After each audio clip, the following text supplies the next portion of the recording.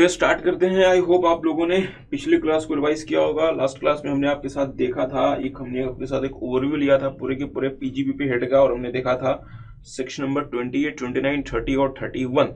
तो हमने आपके साथ बात की थी कि जो हमारे पीजीबीपी हेड में डियर फ्रेंड्स कुछ स्पेसिफिक डिडक्शंस हैं जो कि आपको दिए गए हैं सेक्शन 30 से लेकर 36 में।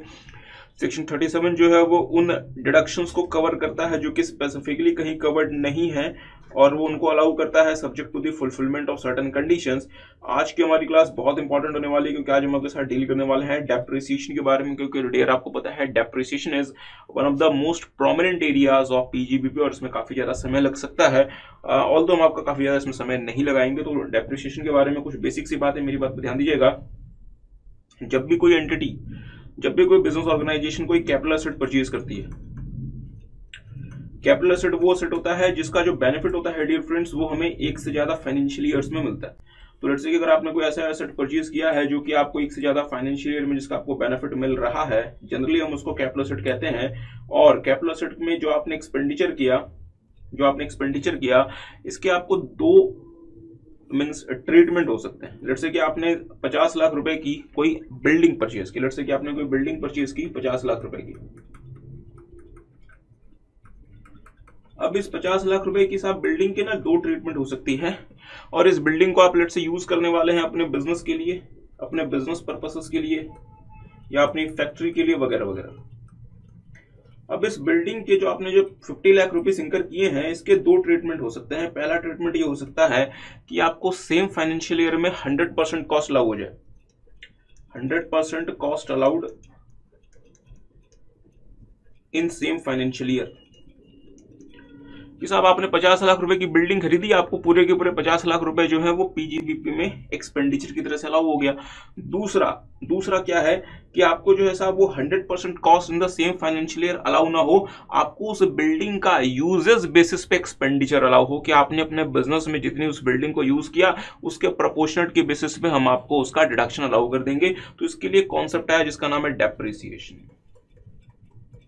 डेप्रिसिएशन। अच्छा, तो डियर एक बात बताएं सर एक बात बताएं, डेप्रिसिएशन तो हम जो है वो कंपनीज एक्ट के हिसाब से भी चार्ज करते हैं। बिल्कुल सही बात है, जो आप अपने बुक्स ऑफ अकाउंट्स को प्रिपेयर करते हैं अपने शेयर होल्डर्स के लिए, उसमें आप डेप्रिसिएशन कंपनीज एक्ट वाला ले लें। बट जिस हम डेप्रिसिएशन की बात कर रहे हैं यहाँ पे, ये इनकम टैक्स एक्ट के अकॉर्डिंग डेप्रिसिएशन कैलकुलेट होगा। तो लेट्स से कि अगर आपने अपने बुक्स में ऑलरेडी डेप्रिसिएशन माइनस कर दिया है कंपनीज एक्ट वाला, तो वो हमारा इनकम टैक्स के लिए रेलेवेंट नहीं है। हमें साहब इनकम टैक्स एक्ट के हिसाब से डेप्रिसिएशन कंप्यूट करके वो आपको अलाउ करना पड़ेगा। ठीक बात है। अच्छा, तो सर आप ये कहना चाहते हैं कि पूरे के पूरे इनकम टैक्स में कैपिटल एसेट की 100% डिडक्शन सेम फाइनेंशियल ईयर में कहीं भी अलाउड नहीं है? नहीं, मैं ऐसा नहीं कहना चाहता। कुछ ऐसे सिचुएशंस होते हैं, कुछ ऐसे केसेस हैं जहां पे आपको कैपिटल एसेट की 100% डिडक्शन सेम फाइनेंशियल ईयर में मिल जाती है। जैसे फॉर एग्जांपल अगर आपने कोई परचेज किया है dear friends capital asset for your scientific research, या अगर आपने कोई स्पेसिफाइड बिजनेस के लिए परचेज किया है अंडर सेक्शन 35 AD वगैरह, तो ऐसे कुछ केसेस होते हैं जहां पे अभी भी आप dear 100% of the capital asset की कॉस्ट आप in the same financial year claim कर सकते हैं। But most of the cases में आपको जो है वो डेप्रिसिएशन क्लेम करना पड़ता है। आपको डियर फ्रेंड्स उस कॉन्टेक्स्ट में डेप्रिसिएशन अलाउ होता है और आप उसकी 100% cost in the same financial year claim नहीं कर सकते। तो आपको डेप्रिसिएशन अलाउ होता है as per the provisions of income tax act. तो आपने कंपनीज एक्ट के हिसाब से अगर अपने बुक्स में डेप्रिसिएशन को चार्ज कर दिया, वो इनकम टैक्स एक्ट के लिए रेलेवेंट नहीं है। क्योंकि डियर फ्रेंड्स हम इंटरलिंकिंग पे थोड़ा सा ज्यादा फोकस करते हैं, तो थोड़ा सा मेरी बात पे ध्यान दीजिएगा। हमने आपको ये कह दिया कि आप जो कंपनीज एक्ट के हिसाब से डेप्रिसिएशन क्लेम करेंगे वो आपको इनकम टैक्स के पर्पसेस के लिए अलाउड नहीं है। बट इनकम टैक्स में एक सिचुएशन ऐसी होती है जहां पे कंपनीज एक्ट वाला डेप्रिसिएशन अलाउड है, और वो सिचुएशन है मैट के कंप्यूटेशन के लिए। जब आप अपना बुक प्रॉफिट कंप्यूट करते हैं, वहां पे आप कंपनीज एक्ट के हिसाब से डेप्रिसिएशन क्लेम कर सकते हैं। वहां पे इनकम टैक्स एक्ट का डेप्रिसिएशन रेलेवेंट नहीं है। ठीक बात है। एनीहाउ, तो सर आपने हमें वो बात क्यों बता दी अभी? डियर फ्रेंड्स, इस उम्मीद में कि आपने थोड़ा बहुत ऑलरेडी एक बार मींस डीटी पढ़ा हुआ है, तो आपको इंटरलिंकिंग में ज़्यादा परेशानी नहीं होगी और आपका पूरा का पूरा पेपर ही डियर फ्रेंड्स इंटरलिंक्ड होने वाला है। तो हम कोशिश कर रहे हैं कि आपको जितना ज़्यादा हो सके इंटरलिंकिंग आपको क्लास में कराते जाएं। तो फिर चलें, फिर अब हमारा पूरा का पूरा फोकस यहाँ पे होना चाहिए। हमने कहा कि डेप्रिसिएशन जो होगा, हम अगर किसी भी तरीके का कोई कैपिटल एसेट परचेज करते हैं उस पर हमें जो मिलेगा वो हमें डेप्रिसिएशन मिलेगा as per the provisions of the act, as per the provisions of the act. ठीक बात है। हाँ, 100% कॉस्ट भी कहीं कहीं अलाउड होती है। जैसे कि हमने आपको 2 एग्जांपल्स दिए। हमने आपको एग्जांपल दिया कि अगर आप लेट्स से साइंटिफिक रिसर्च वगैरह के लिए अगर आपको एसेट परचेज करते हैं वहां पे, या अगर आप लेट्स से स्पेसिफाइड बिजनेस कर रहे हैं अंडर सेक्शन 35 AD। और हाँ डियर, लेट्स से कि अगर आपने फैमिली प्लानिंग के लिए कोई कैपिटल एसेट परचेज किया, फैमिली प्लानिंग के लिए, और तो ऐसे केसेस में डियर, कुछ केसेस में आपको ना 20% ऑफ द कॉस्ट अलाउ हो जाता है फॉर द 5 years। वहां पे हम मींस डेप्रिसिएशन की बात नहीं करते। एनी हाउ, तो इन चीजों को साइड में रखते हुए अब हम हमारा पूरा का पूरा फोकस करते हैं डेप्रिसिएशन पे। बहुत ध्यान से, डेप्रिसिएशन सेक्शन 32, डेप्रिसिएशन सेक्शन 32। अच्छा, डेप्रिसिएशन को शुरू करने से पहले या डेप्रिसिएशन में आगे प्रोसीड करने से पहले मैं यहाँ पे आपको 1-2 छोटी छोटी बातें बताना चाहूंगा। अब एक छोटा सा एग्जांपल कंसिडर करें। Let's say Bharti Airtel. Bharti Airtel के पास डियर फ्रेंड्स कोई 1 मिलियन से ज्यादा कंप्यूटर्स हैं, कंप्यूटर सर्वर्स हैं वगैरह वगैरह।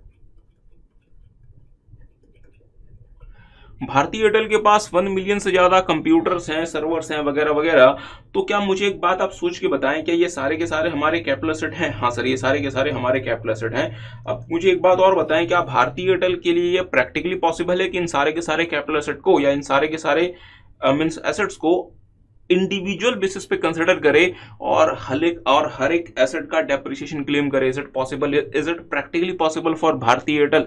सर भारती एयरटेल का तो नहीं पता, उनके जो सीए सर होंगे उनकी तो हालत खराब हो जाएगी हर एक एसेट को इंडिविजुअली कंसिडर करके उसका डेप्रिसिएशन निकालना। तो मुझे बताएं डियर, क्या ये बहुत ज्यादा रैशनल अप्रोच है कि आपके पास इतने सारे मींस एसेट्स हो सकते हैं तो आप सारे के सारे एसेट्स के साथ आप इंडिविजुअल बेसिस पे उसका डेप्रिसिएशन क्लेम करें? इज इट प्रैक्टिकली पॉसिबल और इज इट प्रैक्टिकली फीजिबल? हमने कहा नहीं, हमने कहा नहीं। तो हम क्या करेंगे, एक नया कॉन्सेप्ट आया डियर फ्रेंड्स डेप्रिसिएशन में 1980s में, जहां पे ये कहा गया कि हम आपको डेप्रिसिएशन अलाउ तो करेंगे, और हम आपको डेप्रिसिएशन किस बेसिस पे अलाउ करेंगे? ब्लॉक ऑफ एसेट्स के बेसिस पे अलाउ करेंगे, मींस ब्लॉक ऑफ एसेट्स।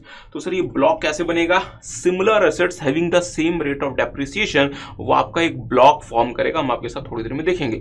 तो सर आप ये कहना चाहते हैं लेट्स से कंप्यूटर्स का एक ब्लॉक है। हमने कहा ठीक है, तो लेट्स से ये कंप्यूटर्स का ब्लॉक है, तो जितने भी हमारे नए कंप्यूटर्स हम परचेज करते हैं वो सारे के सारे इसी ब्लॉक में ऐड होंगे। बिल्कुल सही बात है। और at the end of the previous year हम इस ब्लॉक की WDV निकालेंगे और हम आपको यहां से इस वाले वैल्यू पे हम आपको डेप्रिसिएशन अलाउ करेंगे। हम आपको इस वाले वैल्यू पे डेप्रिसिएशन अलाउ करेंगे। इसका मतलब ये हुआ कि इंडिविजुअल एसेट्स पे आपको डेप्रिसिएशन नहीं मिलेगा, और जो हम आपको डेप्रिसिएशन अलाउ करेंगे वो हम उस ब्लॉक की रिटर्न डाउन वैल्यू पे करेंगे यूजिंग द रिटर्न डाउन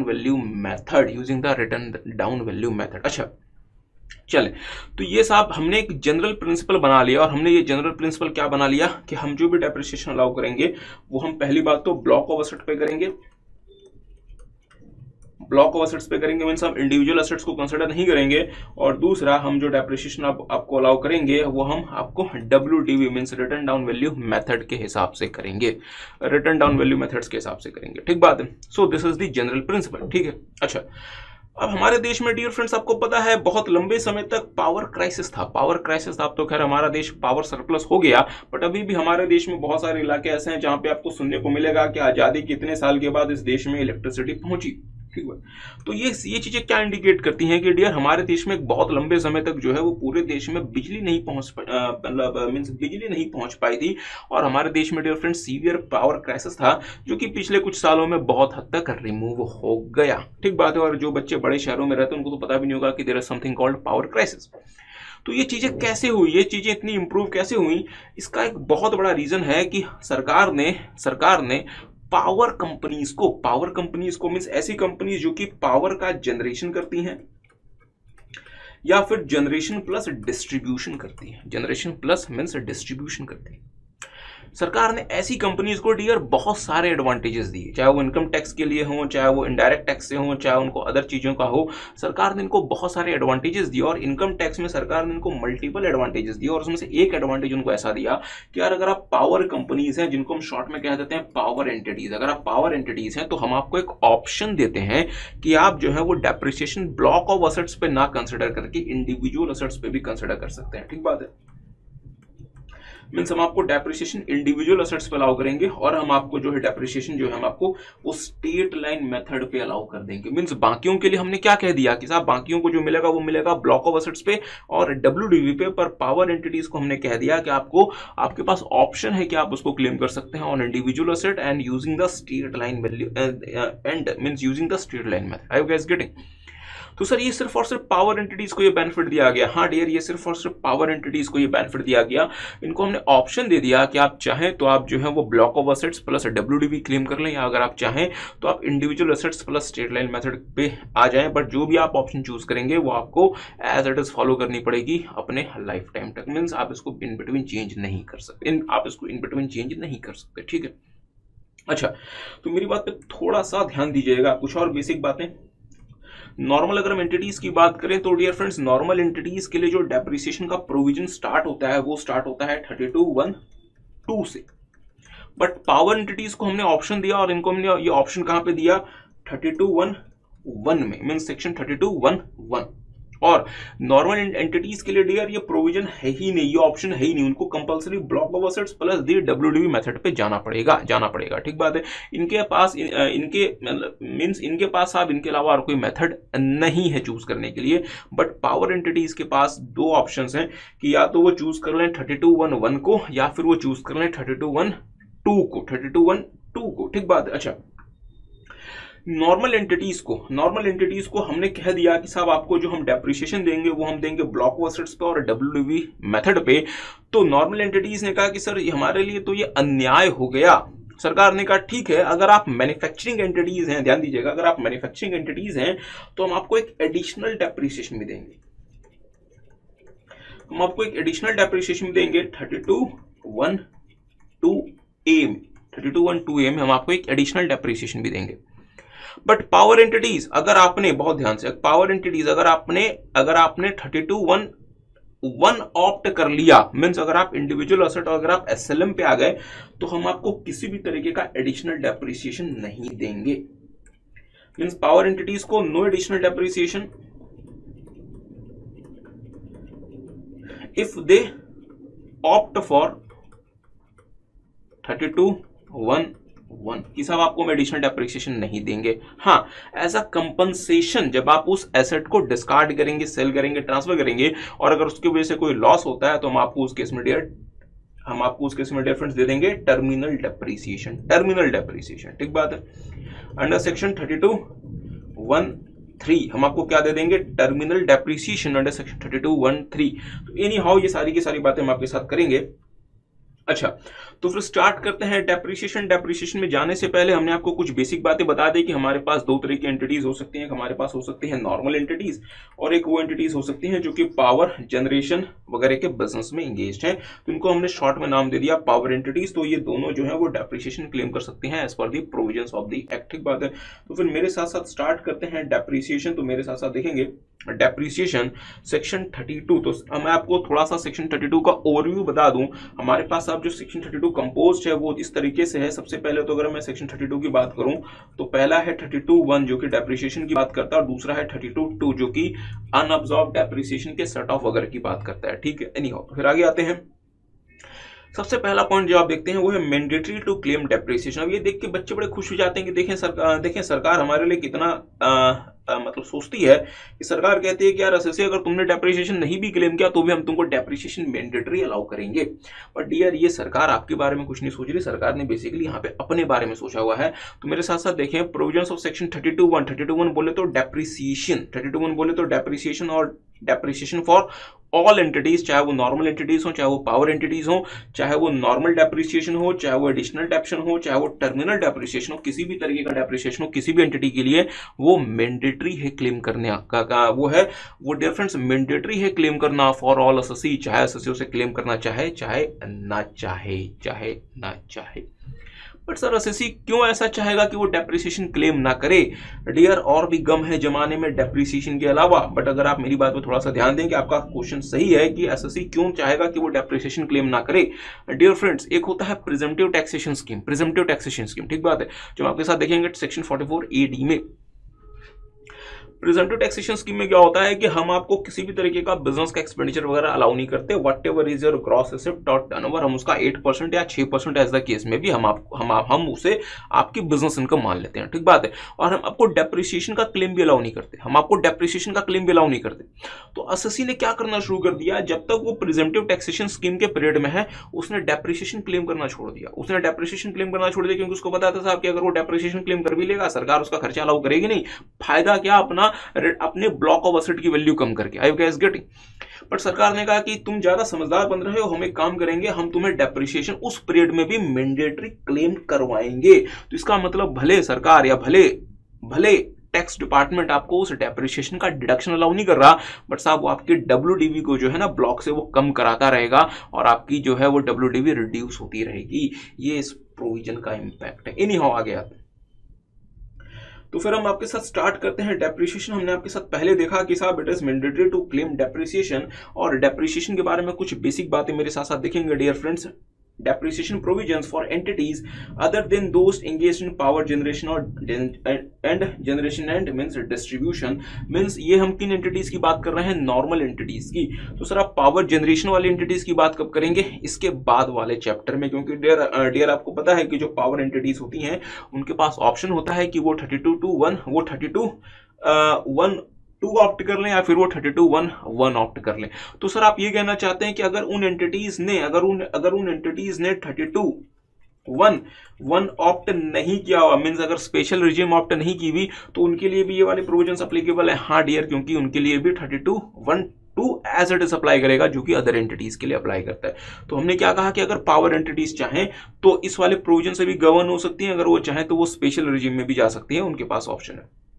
अच्छा, तो हम स्टार्ट करते हैं summary provisions relating to depreciation for entities other than power entities. But यहाँ पे आप एक छोटा सा नोट बना लें कि ये प्रोविजंस पावर एंटिटीज के लिए भी अप्लाई करेंगे अगर वो 32(1)(2) से गवर्न होना चाहते हैं। तो यहाँ पे एक नोट बना लें, these provisions will also apply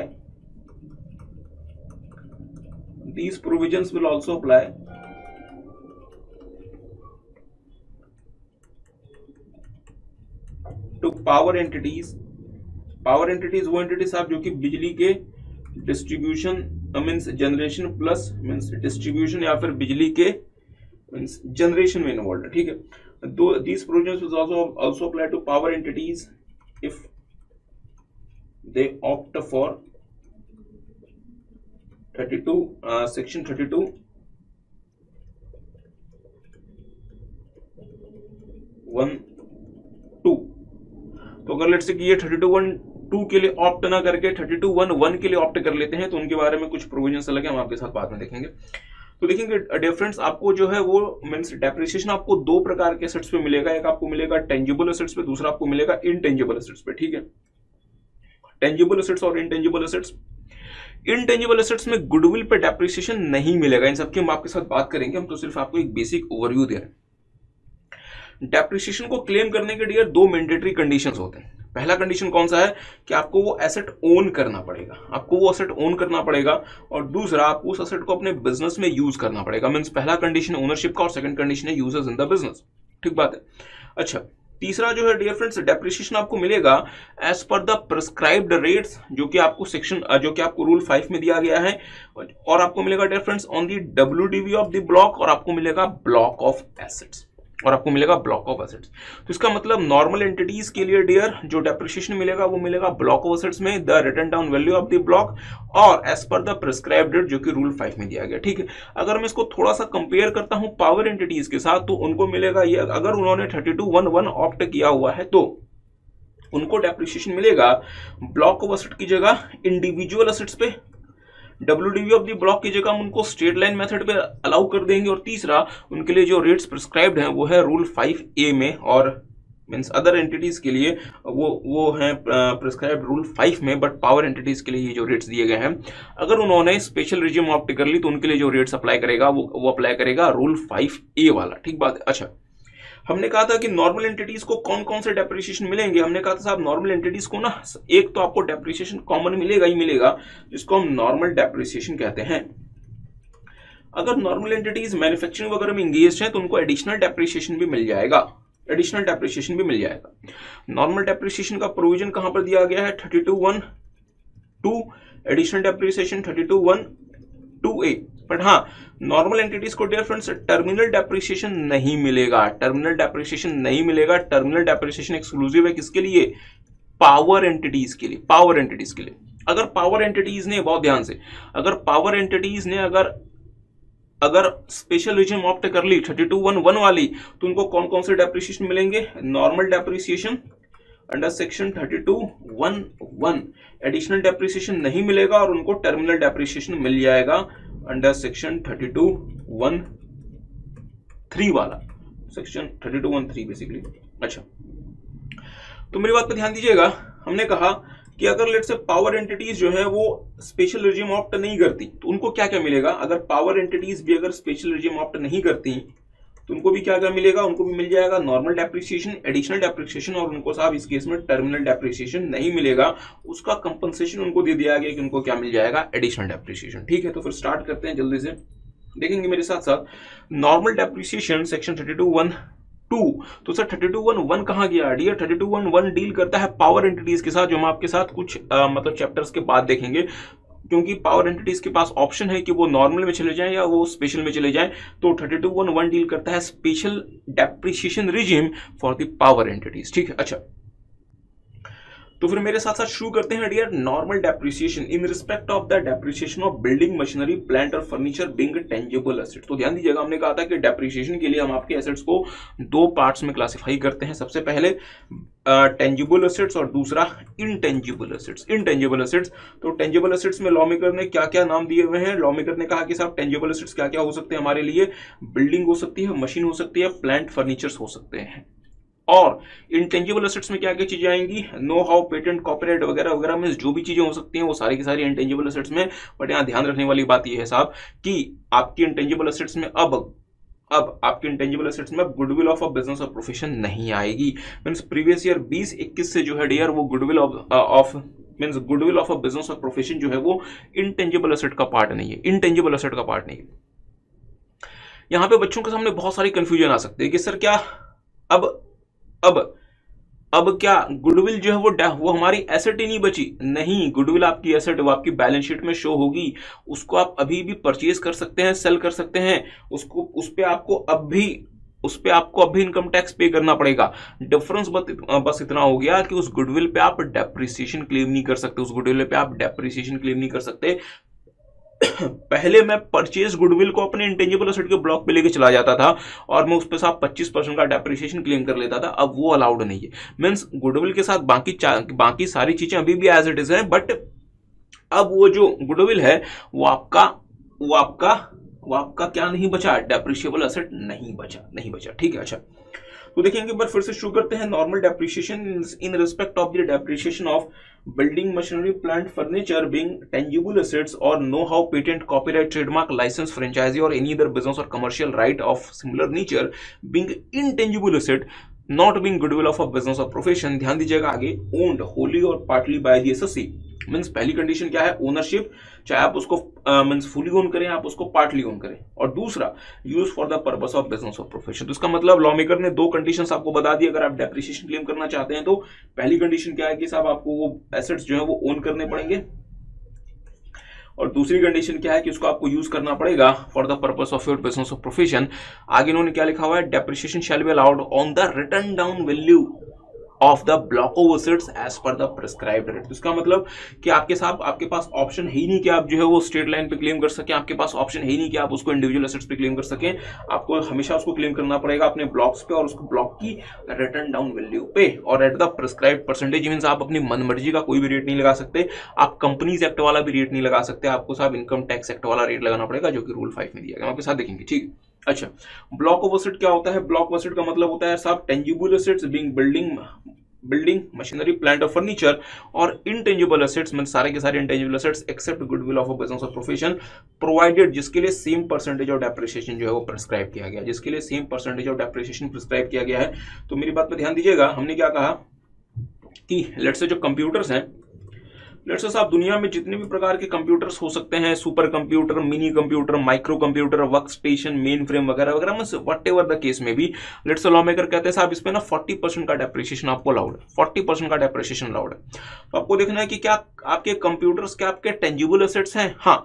क्या हर प्रकार के कंप्यूटर्स के लिए सेम रेट ऑफ डेप्रिसिएशन है? हाँ। तो फिर आपके पास साहब सिर्फ और सिर्फ कंप्यूटर्स का सिर्फ और सिर्फ एक ब्लॉक आप बना सकते हैं, सिर्फ और सिर्फ एक ब्लॉक बना सकते हैं 40% वाला। Are you guys getting? और कंप्यूटर्स को हम जनरली क्या दिया करते हैं प्लांट एंड मशीनरी के ब्लॉक में 40% के रेट से।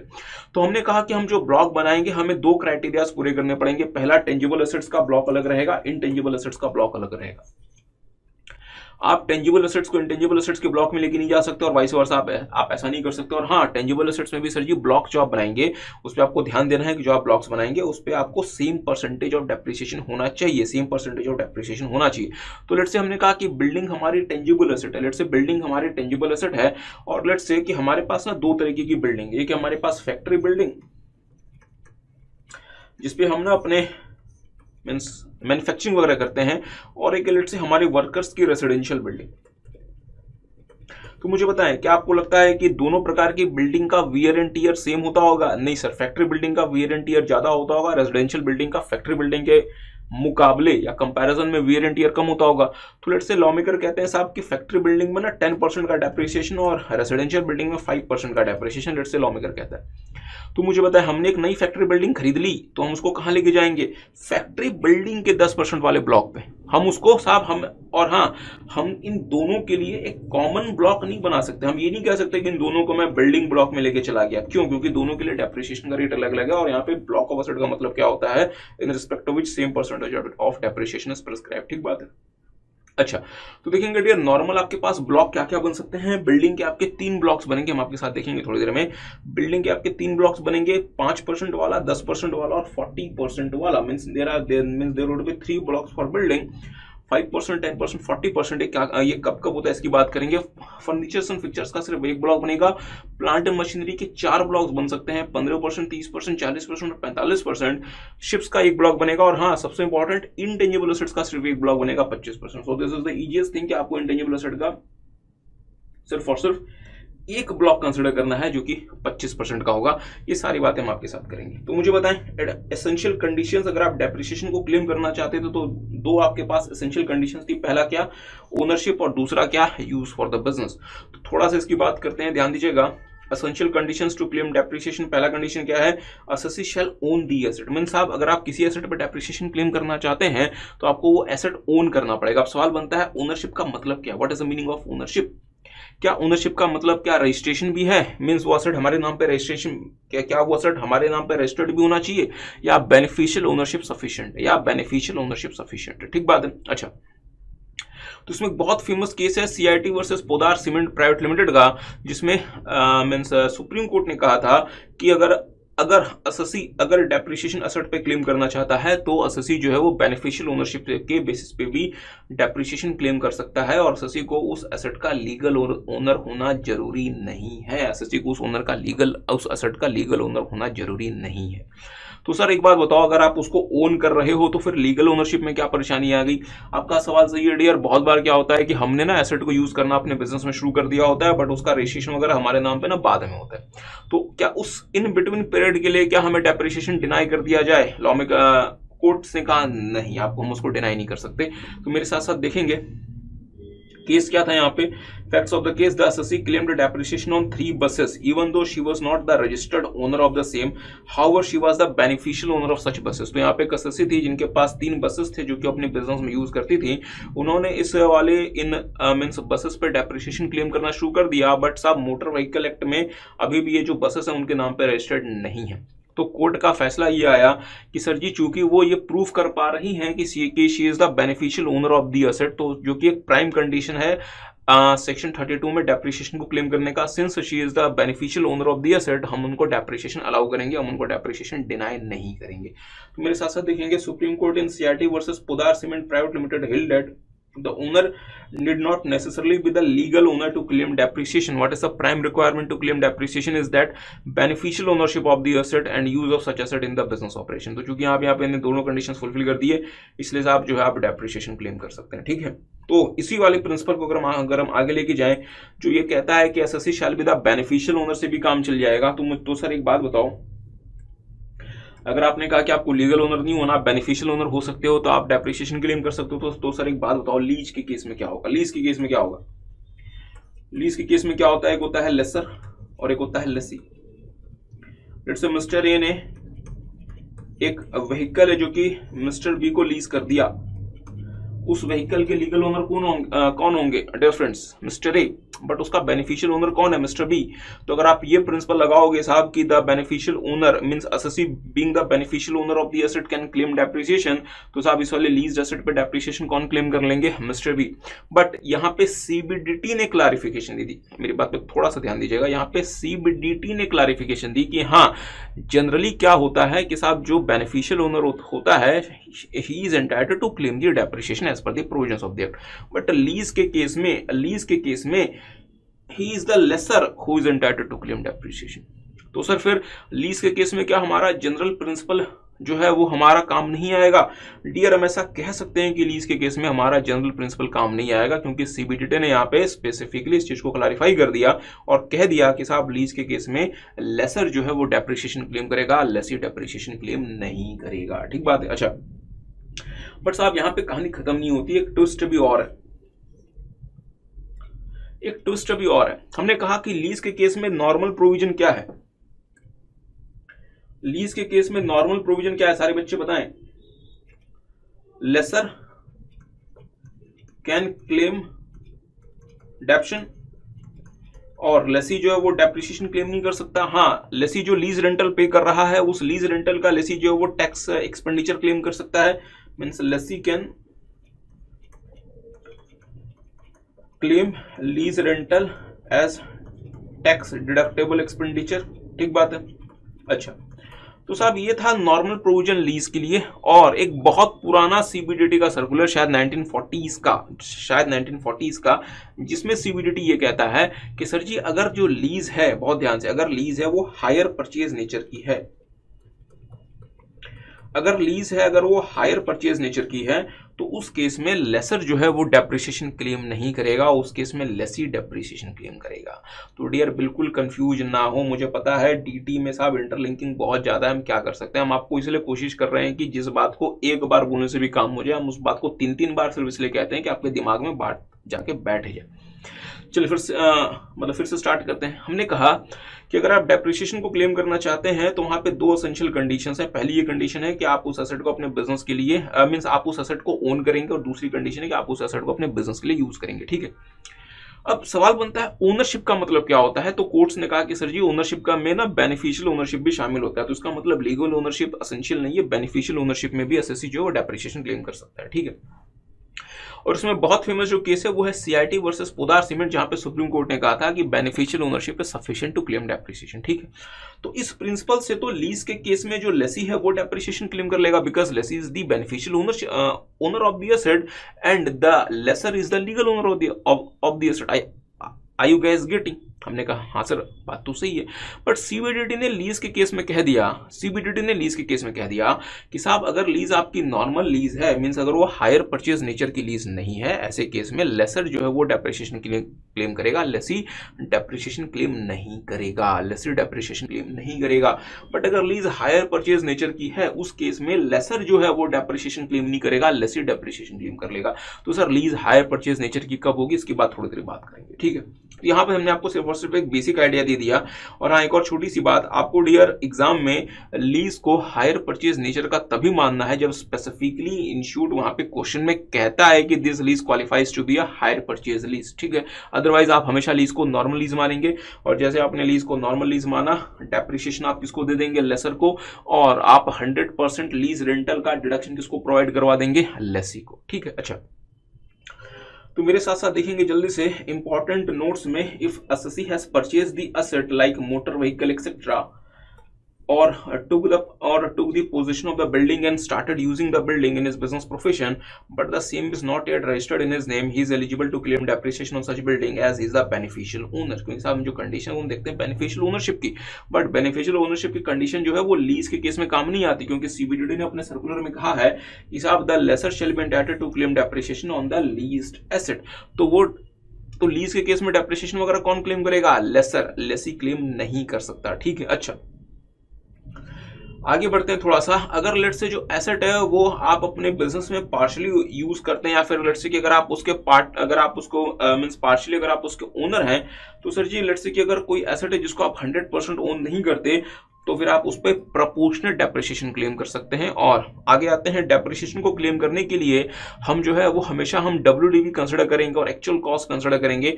किसी भी तरीके का रिवैल्यूएशन जो होगा वो हम डेप्रिसिएशन के लिए कंसिडर नहीं करेंगे। इन चीजों की बातें हम आपके साथ बाद में भी करेंगे। अच्छा, दूसरी कंडीशन क्या थी, सारे बच्चे बताएं साहब।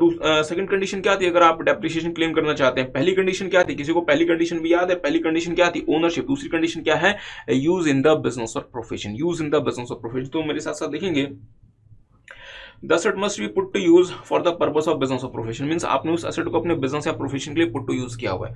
बट डियर फ्रेंड्स, कई बार क्या होता है कि कुछ ऐसे एसेट्स होते हैं जो हमारे बिजनेस या प्रोफेशन में ना एक्चुअल यूज में नहीं आते, जैसे for example sir ji stand by items या फिर लेट्स से फायर एक्सटिंग्विशर्स वगैरह, वो तो हमारे बिजनेस के लिए एक्चुअल यूज में नहीं आ रहे, वो तो स्टैंड बाय आइटम्स है, बट स्टिल आप उस पर डेप्रिसिएशन क्लेम कर सकते हैं क्योंकि ये स्टैंड बाय आइटम्स है। और इस बात के लिए स्पेसिफिकली आपको ICDS 5 अलाउ करता है कि आप स्टैंड बाय आइटम्स वगैरह में आप डेप्रिसिएशन क्लेम कर सकते हैं विदाउट एनी इशू, ठीक है। तो देखेंगे, in certain types of assets like stand by equipments, machine spares and fire extinguishers etcetera, even the passive use of such asset is sufficient to claim depreciation allowance. तो ध्यान दीजिएगा, वहां पे भले एक्टिव यूज ना हो, बट अगर आप लेट्स से पैसिव यूज भी कर रहे हैं तो भी आप डेप्रिसिएशन क्लेम कर सकते हैं। तो अगर आप पैसिव यूज कर रहे हैं, even you can claim depreciation. एक बहुत इंटरेस्टिंग केस था dear ICDS limited versus CIT। ज्यादा समय ना लगाते हुए मैं थोड़ा सा इस केस के बारे में आपको बताता हूं। यहाँ पे क्या हुआ कि यहाँ पे एक NBFC थी, नॉन बैंकिंग फाइनेंशियल कॉर्पोरेशन, जो कि एसएससीज को या फिर जो कि पर्संस को जो है वो एसेट्स को लीज मींस एसेट्स की फाइनेंसिंग किया करती थी। तो लेट्स से मिस्टर ए हैं, इनको लेट्स से कोई व्हीकल, जिनको कोई ट्रक चाहिए, इनके पास पैसे नहीं है, तो ये इस NBFC के पास गए जिसका नाम है ICDS लिमिटेड। इस NBFC के पास गए, मैं नाम क्या सही ले रहा हूं, अच्छा, इन्होंने कहा साहब कि हमें ये ट्रक चाहिए। ABC मिस्टर ने कहा कि हमें ये ट्रक चाहिए। लेट्स से जो ट्रक का जो प्राइस है वो है 50 लाख रुपीस, ठीक है। अच्छा, हुआ क्या कि ICDS लिमिटेड ने क्या कहा कि ठीक है, हम ना इस वाले ट्रक की आपको फाइनेंसिंग कर देते हैं। और ये जो ट्रक है ये मिस्टर ए के पास पहुंच गया। बहुत ध्यान से, ये जो ट्रक है ये मिस्टर ए के पास पहुंच गया और ICDS लिमिटेड ने इस ट्रक की फाइनेंसिंग की और फाइनेंसिंग करके ये ट्रक मिस्टर ए को लीज कर दिया, मींस लीज्ड। फाइनेंसिंग की और इस ट्रक को मिस्टर ए को लीज कर दिया, ठीक है। अच्छा, अब यहां पे दो चीजें, ये जो ट्रक है ये मिस्टर ए के नाम पे मोटर व्हीकल एक्ट में रजिस्टर्ड हो गया, in the name of mister A. ये जो ट्रक है ये मिस्टर ए के नाम पे रजिस्टर्ड हो गया और इस ट्रक को यूज कौन कर रहे हैं, by mister A, used by mister A, ठीक बात है। अच्छा, पर इस ट्रक की फाइनेंसिंग किसने की थी? आईसीडीएस लिमिटेड ने। और फाइनेंसिंग करके इस वाले ट्रक को किसको लीज पे दे दिया था? मिस्टर ए को। ठीक बात है। तो क्या आप इस बात को समझ पा रहे हैं? तो इसका मतलब ये हुआ कि मिस्टर ए और आईसीडीएस लिमिटेड के बीच में एक लीज एग्रीमेंट हुआ था, जिस लीज एग्रीमेंट के तहत आईसीडीएस लिमिटेड ने एक ट्रक जो है वो मिस्टर ए को फाइनेंसिंग करके दे दिया। अब सवाल बनता है कि साहब इस लीज एग्रीमेंट के तहत अगर आप सीबीडीटी का सर्कुलर देखें तो सीबीडीटी का सर्कुलर क्या कहता है कि लीज्ड एसेट के केस में हम डेप्रिसिएशन किसको अलाउ करेंगे? लेसर को। और यहाँ पे लेसर कौन है? ICDS limited. और यहाँ पे मिस्टर ए कौन है? लेसर कौन है? ICDS limited. ठीक बात है। बट हुआ क्या? असेसिंग ऑफिसर कहता है कि साहब आईसीडीएस लिमिटेड तुम्हें डेप्रिसिएशन नहीं मिलेगा, क्यों? ध्यान दीजिएगा, हमने आपके साथ देखा था कि डेप्रिसिएशन को क्लेम करने के दो इंपॉर्टेंट कंडीशंस होते हैं। पहला कि वो जो एसेट है वो असेसी ओन करे। दूसरा कंडीशन क्या है? कि वो असेसी के बिजनेस पर्पसेस के लिए यूज हो।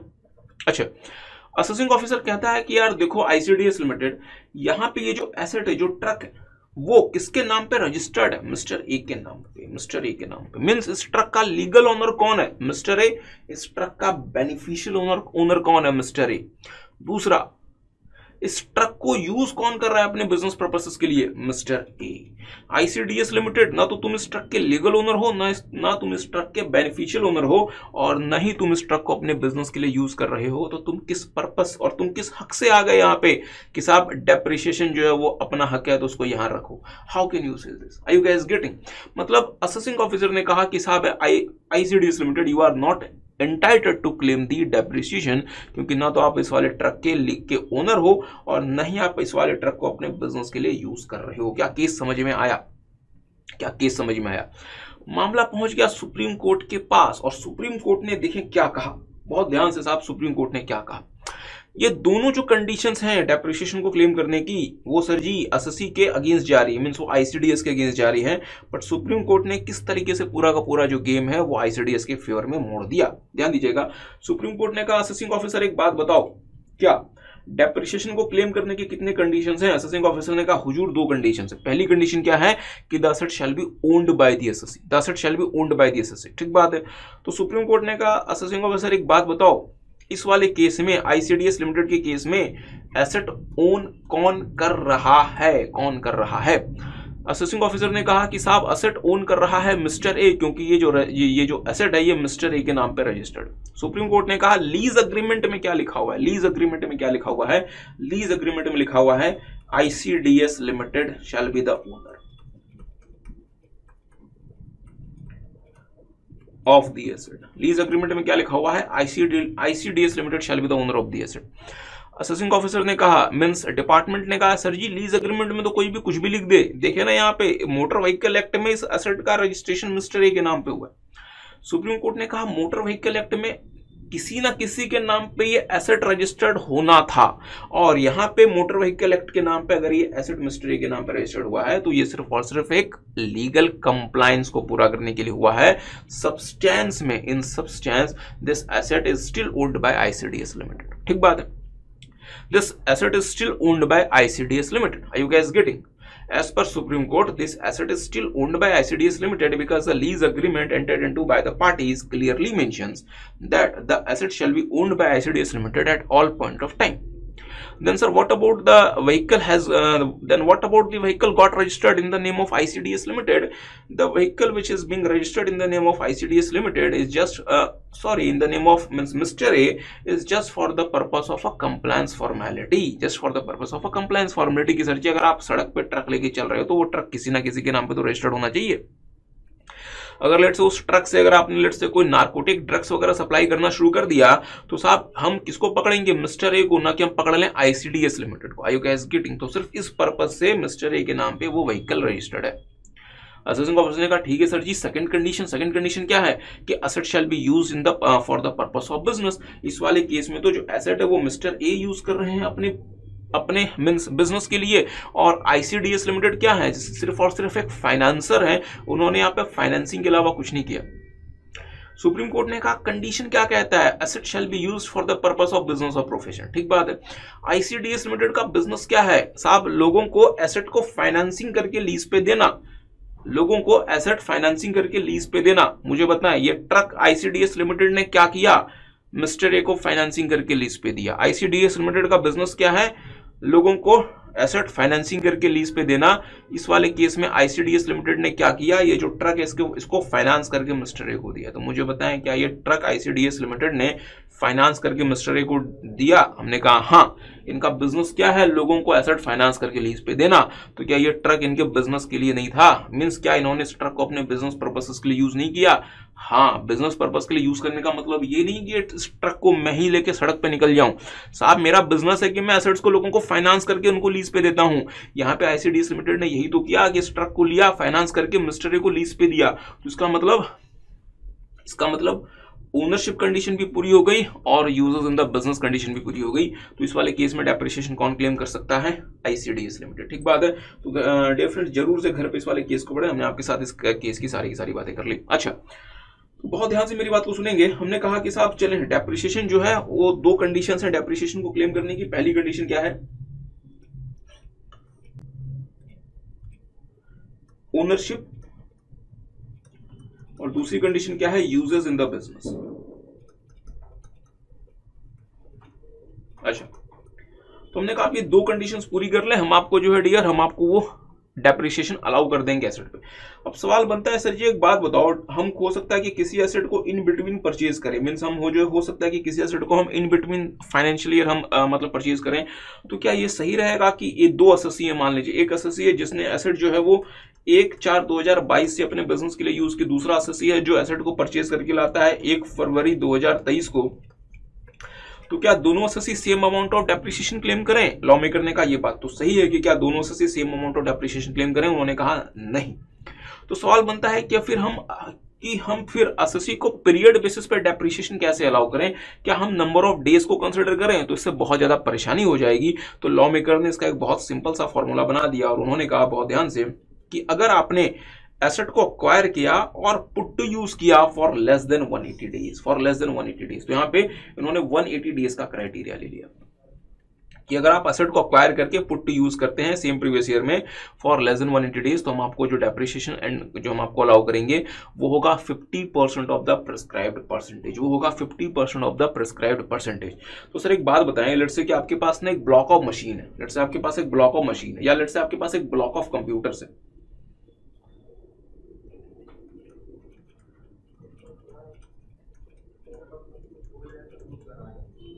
आपके पास एक ब्लॉक ऑफ कंप्यूटर्स और लेट से 1/4/2022 को इस ब्लॉक की जो WDV है वो है 50 लाख रुपए। आपने लेट से सर जी 1 जनवरी 2023 को इसमें एक नया कंप्यूटर परचेज कर लिया 10 लाख रुपए का। ब्लॉक ऑफ कंप्यूटर्स पे लेट से 40% का डेप्रिसिएशन अलाउड है, 40% का डेप्रिसिएशन अलाउड है। अब मुझे बताएं यहाँ पे डेप्रिसिएशन आप कैसे अलाउ करेंगे? लॉ मेकर ने का एक बात बताओ, ये जो आपका ब्लॉक चलता आ रहा है ये तो पूरे साल आपका 180 डेज या उससे ज्यादा यूज हुआ। हमने कहा हाँ, तो इस पे आप 40% डेप्रिसिएशन क्लेम कर लें। बट ये जो नया जो आपने कंप्यूटर परचेज किया, इसको आपने जो पुट टू यूज किया, उसको आपने किया फॉर लेस देन 180 डेज, तो इस पे आप 40% मींस जो प्रिस्क्राइब रेट है 40%, उसका आधा बोले तो 20% जो है आप उस पर डेप्रिसिएशन क्लेम कर सकते हैं। अच्छा हाँ, इसके बाद से अगले साल से चूंकि ये वो जो है वो दोनों एक ही ब्लॉक का पार्ट है और वो पूरे के पूरे साल यूज हुआ, तो आप उसके आप मींस WDV में 40% डेप्रिसिएशन क्लेम कर सकते हैं। ठीक है, means 100% of the prescribed percentage. ठीक है। अच्छा देखेंगे, बहुत ध्यान से लैंग्वेज पढ़ेंगे डियर। यहां लैंग्वेज क्या लिखी हुई है, where an asset is acquired by the assessee during the previous year and put to use for the purpose of business or profession for a period of less than 180 days in that previous year। मतलब जिस previous year में आपने asset को acquire किया, अगर आप उस previous year में उस एसेट को 180 दिनों से कम put to use करते हैं, उस केस में जो आपका डेप्रिसिएशन होगा that would be restricted to 50% of the prescribed percentage। ठीक है।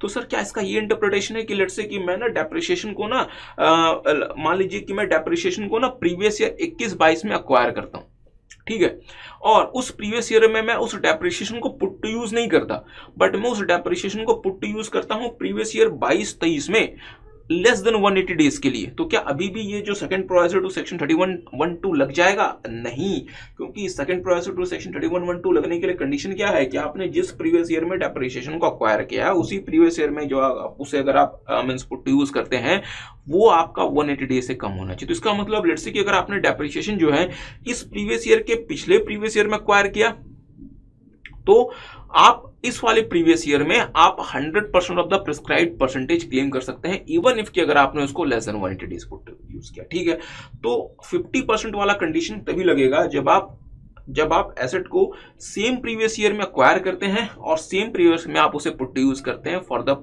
Period of less than 180 days. ठीक बात। अच्छा, मुझे बताया डियर, हमने आपको कितने तरीके के डेप्रिसिएशन के बारे में बताया? सर हमने आपको 3 तरीके के डेप्रिसिएशन के बारे में बताया। कौन कौन से? सर आपने बताया 32(1)(1), दूसरा आपने बताया 32(1)(2) और तीसरा आपने बताया 32(1)(2)(a। मींस 32(1)(1) जो है वो आपका अप्लाई करता है in the case of power entities, अगर वो स्पेशल रिजीम से ऑप्ट होना चाहती हैं, तो अगर वो स्पेशल रिजीम को ऑप्ट करना चाहते हैं तो इसकी बात अभी नहीं करते, इसकी बात बाद में करते हैं। नॉर्मल एंटिटीज की बात करें तो उनके पास ऑप्शन क्या, उनके लिए डिफरेंस मींस मैंडेटरी है कि उनको जो है वो नॉर्मल रिजीम से ही गवर्न होना पड़ेगा। अच्छा, सेक्शन 32(1)(2) उनको प्रोवाइड करता है नॉर्मल डेप्शन और सेक्शन 32(1)(2) उनको प्रोवाइड करता है additional depreciation in some cases. हम ये नहीं कह रहे कि एडिशनल डेप्रिसिएशन आपको हमेशा ही मिलेगा। एडिशनल डेप्रिसिएशन का रेट फिक्स जैसा 20%, नॉर्मल डेप्रिसिएशन का रेट अलग अलग हो सकता है, एडिशनल वाले का रेट फिक्स। अच्छा, अब सवाल बनता है कि लेट्स से कि अगर आप कोई ऐसा एसेट परचेज करके लाते हैं जिसपे नॉर्मल डेप्रिसिएशन आपको मिलता है लेट्स से 15% और एडिशनल डेप्रिसिएशन चूंकि उसका रेट ये 20% वो आपको मिलता है 20%। ठीक है, अगर आपने इस एसेट को सेम प्रीवियस ईयर में एक्वायर करके सेम प्रीवियस ईयर में पुट टू यूज कर दिया तो ध्यान रखें पुट टू यूज का जो होना चाहिए पीरियड वो 180 दिन या उससे ज्यादा होना चाहिए। अगर ऐसा हुआ तो आप नॉर्मल डेप्रिसिएशन भी 100% क्लेम कर लें और एडिशनल डेप्रिसिएशन भी आप 100% क्लेम कर लें। मींस आप नॉर्मल डेप्रिसिएशन भी 100% क्लेम कर लें और आप एडिशनल डेप्रिसिएशन भी 100% क्लेम कर लें। बट लेट्स से कि आपने जिस प्रीवियस ईयर में इस एसेट को एक्वायर किया आप उसे लेस देन 180 डेज तक ही पुट यूज कर सके, मींस आपने उसको जो पुट यूज किया वो 180 दिनों से कम था। ठीक है, ऐसे केस में क्या होगा कि आपको नॉर्मल डेप्रिसिएशन कितना मिलेगा उस साल के लिए 7.5% और एडिशनल डेप्रिसिएशन कितना मिलेगा 10%। तो सर ये बात तो आपने पहले भी बताई थी। इंटरेस्टिंग बात क्या है डियर कि जो नॉर्मल डेप्रिसिएशन है इसका जो रिमेनिंग 7.5% है या आप कैरी फॉरवर्ड करके अगले साल क्लेम नहीं कर सकते, बट हाँ एडिशनल डेप्रिसिएशन चूंकि आपको एक एडवांटेज दिया गया है for the purpose of promoting the manufacturing sector of the company of means मतलब इंडिया, तो हमने क्या देखा कि जो एडिशनल डेप्रिसिएशन है अगर आपको ये पहले साल सिर्फ 50% अलाउ हुआ due to the put to use condition, तो ये जो बैलेंस 50% है इसको आप नेक्स्ट फाइनेंशियल ईयर या नेक्स्ट प्रीवियस ईयर में आप क्लेम कर सकते हैं, बाकी अपना 10% depreciation. Are you guys getting? ठीक है, अच्छा तो जल्दी से ज्यादा समय ना लगाते हुए देखेंगे मेरे साथ साथ। तो हमने क्या कहा कि साहब जो नॉर्मल डेप्रिसिएशन है वो कैरी फॉरवर्ड नहीं होगा बट जो एडिशनल डेप्रिसिएशन है वो कैरी फॉरवर्ड हो जाएगा। चलिए, depreciation shall be restricted to 50% if the asset is acquired and put to use in the same previous year. It means if the asset is acquired in earlier previous year but put to use in the next previous year even for less than 180 days, तो साहब आप उस case में आप 100% depreciation claim कर सकते हैं और ये अप्लाई करता है 32(1)(1) में भी, 2 में भी और 2A में भी। ध्यान दीजिएगा, if normal depreciation is restricted to 50% due to put to use condition the balance 50% shall not be allowed to be carried forward in any subsequent, मतलब वो लैप्स कर जाएगा। बट अगर एडिशनल डेप्रिसिएशन अगर लेट्स से कि अगर आपका 50% रह गया उस केस में डियर आप रिमेनिंग 50% को जो है वो आप उसको अगले साल क्लेम कर सकते हैं। मेरी बात पर थोड़ा सा और ध्यान दीजिएगा, अगर आपने किसी एसेट को एक्वायर किया और अगर आपने उसको सेल कर दिया इन द सेम प्रीवियस ईयर, चूंकि साहब आपके पास वो जो एसेट है वो लास्ट में है ही नहीं, तो फिर आप उस वाले एसेट पे डेप्रिसिएशन कहां से क्लेम करेंगे? एनी हो। आगे आते हैं difference depreciation on assets not exclusively used for business. तो लेट्स से कि अगर आपने कोई एसेट परचेज किया है जिसको आप 100% बिजनेस के लिए यूज नहीं करते, ऐसे सिचुएशन में सेक्शन 38 कहता है कि आपने जितना प्रोपोर्शन से अपने बिजनेस के लिए यूज किया आपको सिर्फ उतना ही डेप्रिसिएशन अलाउ करेंगे। तो वाला एग्जांपल अच्छा है, घर में अगर आपको समय मिले जरूर से ये एग्जांपल देखें। हम आपके साथ पहले बात करना चाहते हैं additional depreciation on plant and machinery section 32(1)(2). इसमें जाने से पहले 2-3 खास मतलब बातें। अगर पावर एंटिटीज ने 32(1)(1) ऑप्ट कर लिया तो उनको एडिशनल डेप्रिसिएशन नहीं मिलेगा। उनको एडिशनल डेप्रिसिएशन नहीं मिलेगा। अगर वो चाहती हैं कि उनको एडिशनल डेप्रिसिएशन मिले तो उनको 32(1)(1) ऑप्ट नहीं करना, उनको साहब नॉर्मल प्रोविजंस ऑप्ट करना पड़ेगा। दूसरा, एडिशनल डेप्रिसिएशन का रेट फिक्स्ड है 20%। व्हाट मींस नॉर्मल डेप्रिसिएशन का रेट कुछ भी हो, एडिशनल वाले का रेट फिक्स है 20%। और तीसरा, नॉर्मल मींस एडिशनल डेप्रिसिएशन को देश में इंट्रोड्यूस करने का पर्पस ये था कि हमने मैन्युफैक्चरिंग सेक्टर को या फिर पावर एंटिटीज को प्रमोट करना चाहते थे। बट सर पावर एंटिटीज कौन सी?